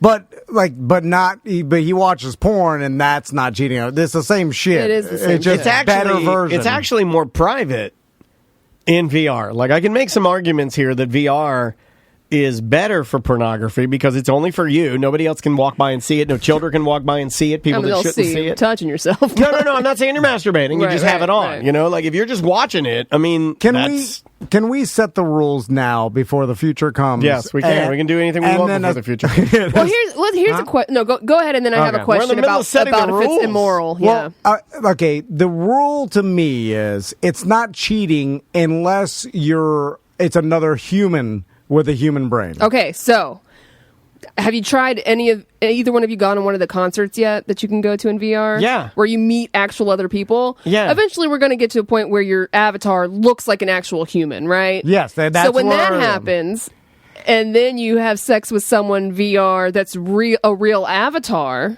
You start an avatar relationship, but you're saying that's not cheating? No, I'm just jacking off into somebody else's robot.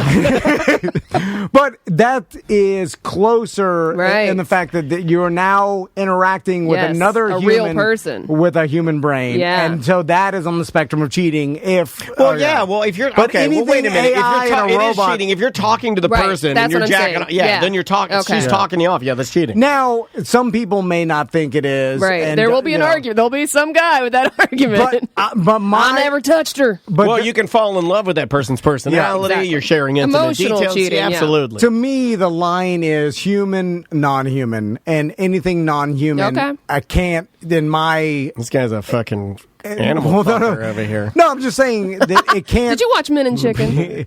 Be cheating. Now, I'm sure in the future there will be the argument that AI will get so good that it emulates a human brain so well that now, but still not human. You are falling. That's where I don't. But then you can still fall in love with it. He's right. And then you're falling in love cheating with a robot. Well, people in the chat room are just using the term once emotion is involved. Well. What is emotion? Correct. We're going to have AI that emulates a human emotion that is undistinguishable from another human. We'll get to that point. Yeah. I don't know how fast, but that'll be a thing. They're working on it. Supercomputers will be able to emulate what our human brain does. It's not. It is super complicated, but that's why you need a supercomputer with AI and the technology in the future to do it. But it will get there, and that's where people get scared of, and then where the metaverse, and then like living virtually and stuff like who's a human, who is a AI robot that is it's like Westworld and shit. Yeah, I know. I mean, that's the whole thing that everybody's nervous about. Luckily, it seems like we'll all be dead before. It gets any sort of real crazy, right? It's not that long. I look at we're dying soon. Why do anything? We're back to that guy. Don't even have sex on VR. This guy's really because a bummer. If you go back 50 years and see, we're talking about the 70s, right? So from 70 to now, a lot of progression has been made, but not that. So from now for another 50 years, which is all we pretty much got, it's going to be exponential, but not to the point of a robot running down the street, flip, killing you. Yeah, our kids will worry about that. Plus, we'll vibe with it more. You know what I mean? Like if it were sudden. And he were just instantly running down the street, that would want to make us fight it. But because we'll be integrated into it, you see what I'm saying? It's like it'll be more of our world. Also, I'm mad. We'll all just be living in the same Florida house, 3-2. We'll walk out here like, where's the goddamn sky? Your robot's fucking up again. It'll just be a Roomba, a little bit better Roomba. No, but also it's like, where are the cloud skyscrapers with all the taxis flying? You know what I'm saying? Yeah. Like, I'm still in my goddamn Fifth Element. Like I still, I'm on my third roof. Like it's not it's not nowhere close to the future. Anyway, let's do one more. One more. I picked a goodie for you, buddy. Hey, Tom and Dan. This is the guy that used to poop in the airplane, and I was thinking maybe there was something wrong with me when I was a kid, because as I aged out of pooping and being inside the airplane, I went through a phase where I would see how far I could stick a shish kebab skewer up my wiener hole. And so I had like a wooden shish kebab skewer. And my God, sir. Then I started thinking of it as like a competition. So I would mark how far I did and see if I could get it down further or whatever. I did this for a few months. You're a sadist. Until the one time I was pulling it back up, and it was just like the shish kebabs that you would use, the skewers you would use if you were like making kebabs. So like the wooden balsa kind of. And as I was pulling it up, I felt it splinter. No, come on. I mean, either this is I missed it. Did he say he was erect or flaccid, or he had to be erect, right? No, I don't think so. I don't think so. I think this is a. I've seen this. I think this well, is. You're not going to. Well, depending on how big his dick is, you're not going to go very far with a skewer, right? During the Jackass days, I knew kids that stuck pine needles up there. Yeah. What the boys fuck? are dumb. I'm not dumb. At least a pine needle's tiny. Well, my pee hole's exit only. Logic Man was like 27 at the time. Oh, God. Not very logical. Or like, is he into sounding? No. Do you want to finish this? We have people who are saying they're going to faint. No, I don't want to finish it. But Polk County Fire says, I'm about to faint in our chat room. Logic Man did this trick for one of our counterparts. It never made the movie, but it was called the Cock Rocket. And he launched a tiny... bottle rocket out of his penis, but he used a McDonald's straw for the outside. Those are thick as fuck. Those are the thickest straws. He needed a thick boy. He folded it over. he did something, and it only got like a small. And he was able to launch it out of there. And I'm videotaping it. It was just like, and they were like, that unimpressive. That's closer to sucking a dick than me, right? You've come closer. The cock rocket? Yeah, because you're down there. You know, I mean, that was I'm just saying you're closer to the position of sucking a dick than I am. Right? But so it goes Sam, you, me. But I'm a filmmaker. Filmmaker. Anyway, why would you do that? And also... oh my God! The fucking magnet, Ghost of Manute Bowl in the chat says, Tom told this exact story on this week's OG show. Really?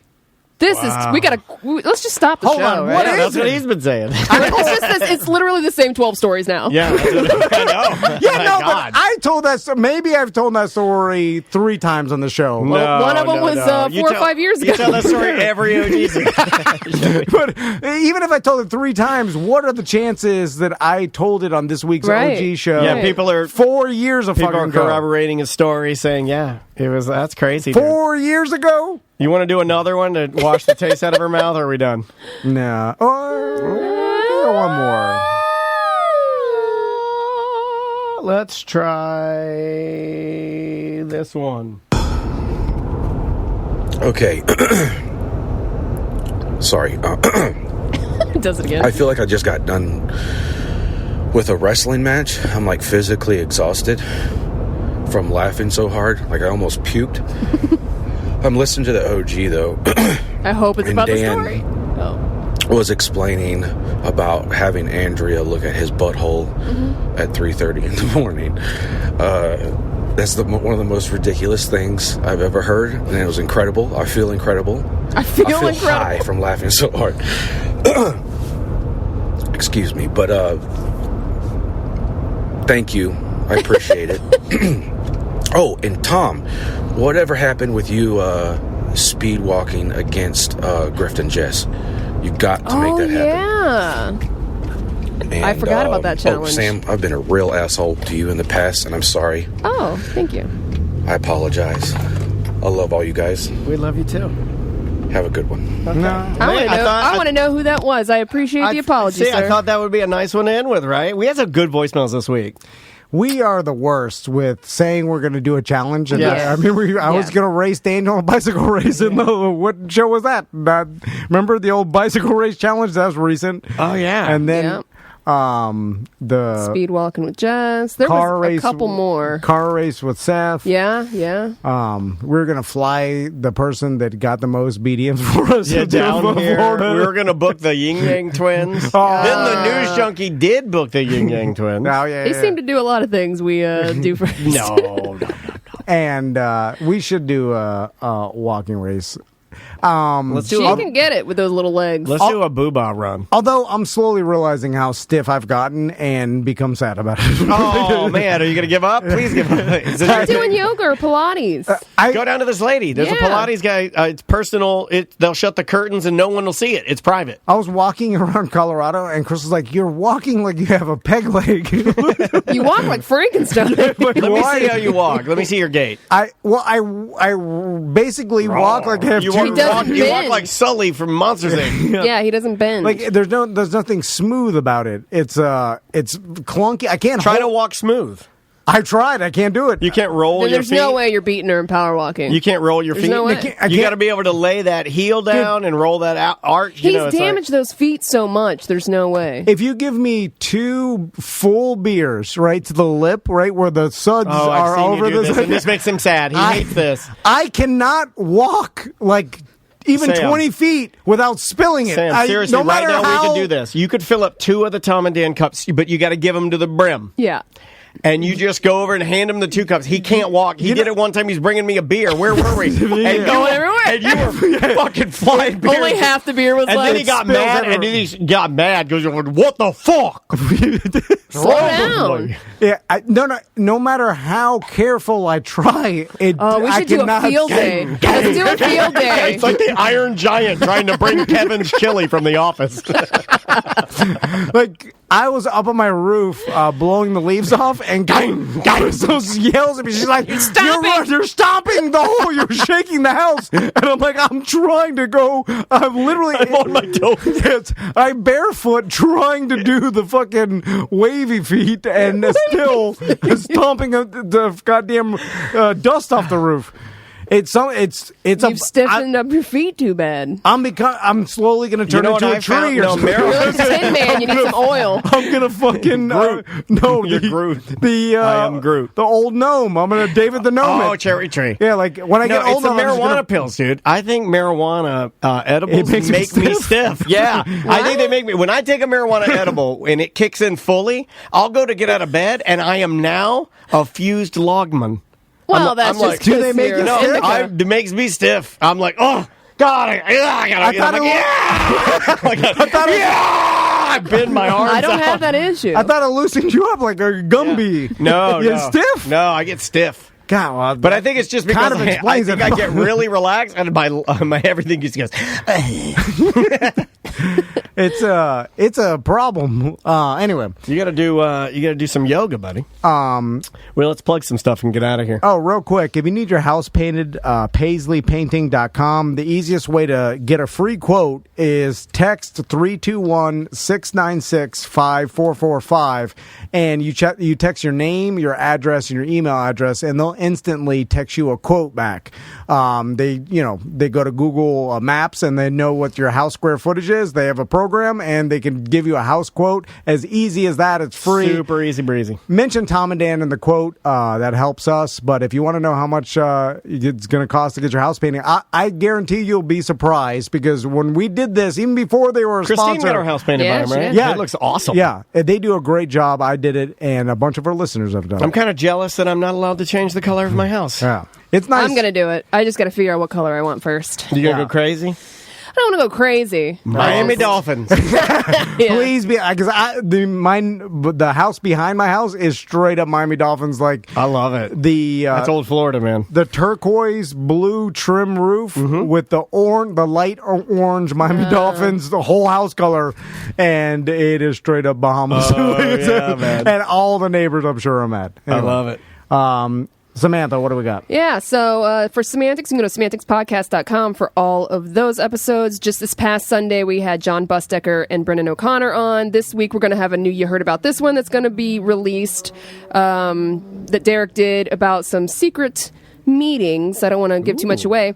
And me and my husband, we're going on the Flogging Molly Salty Dog Cruise all of next week. So if you want to send us an email or voicemail, please get that in before this Sunday, because we sail out on Monday. If you're not going to Pints and Paws tomorrow, you can go to MyCon. Eric Pabon will be there with his own booth. He's going to have T&D art. He's also going to be live recording his podcast. And also tomorrow, there is going to be a celebration of life for BD and Mark that passed recently. So it's going to be tomorrow, March 26th, from noon to 3 at Wickham Park in Melbourne at Pavilion 1. Love it. Cool.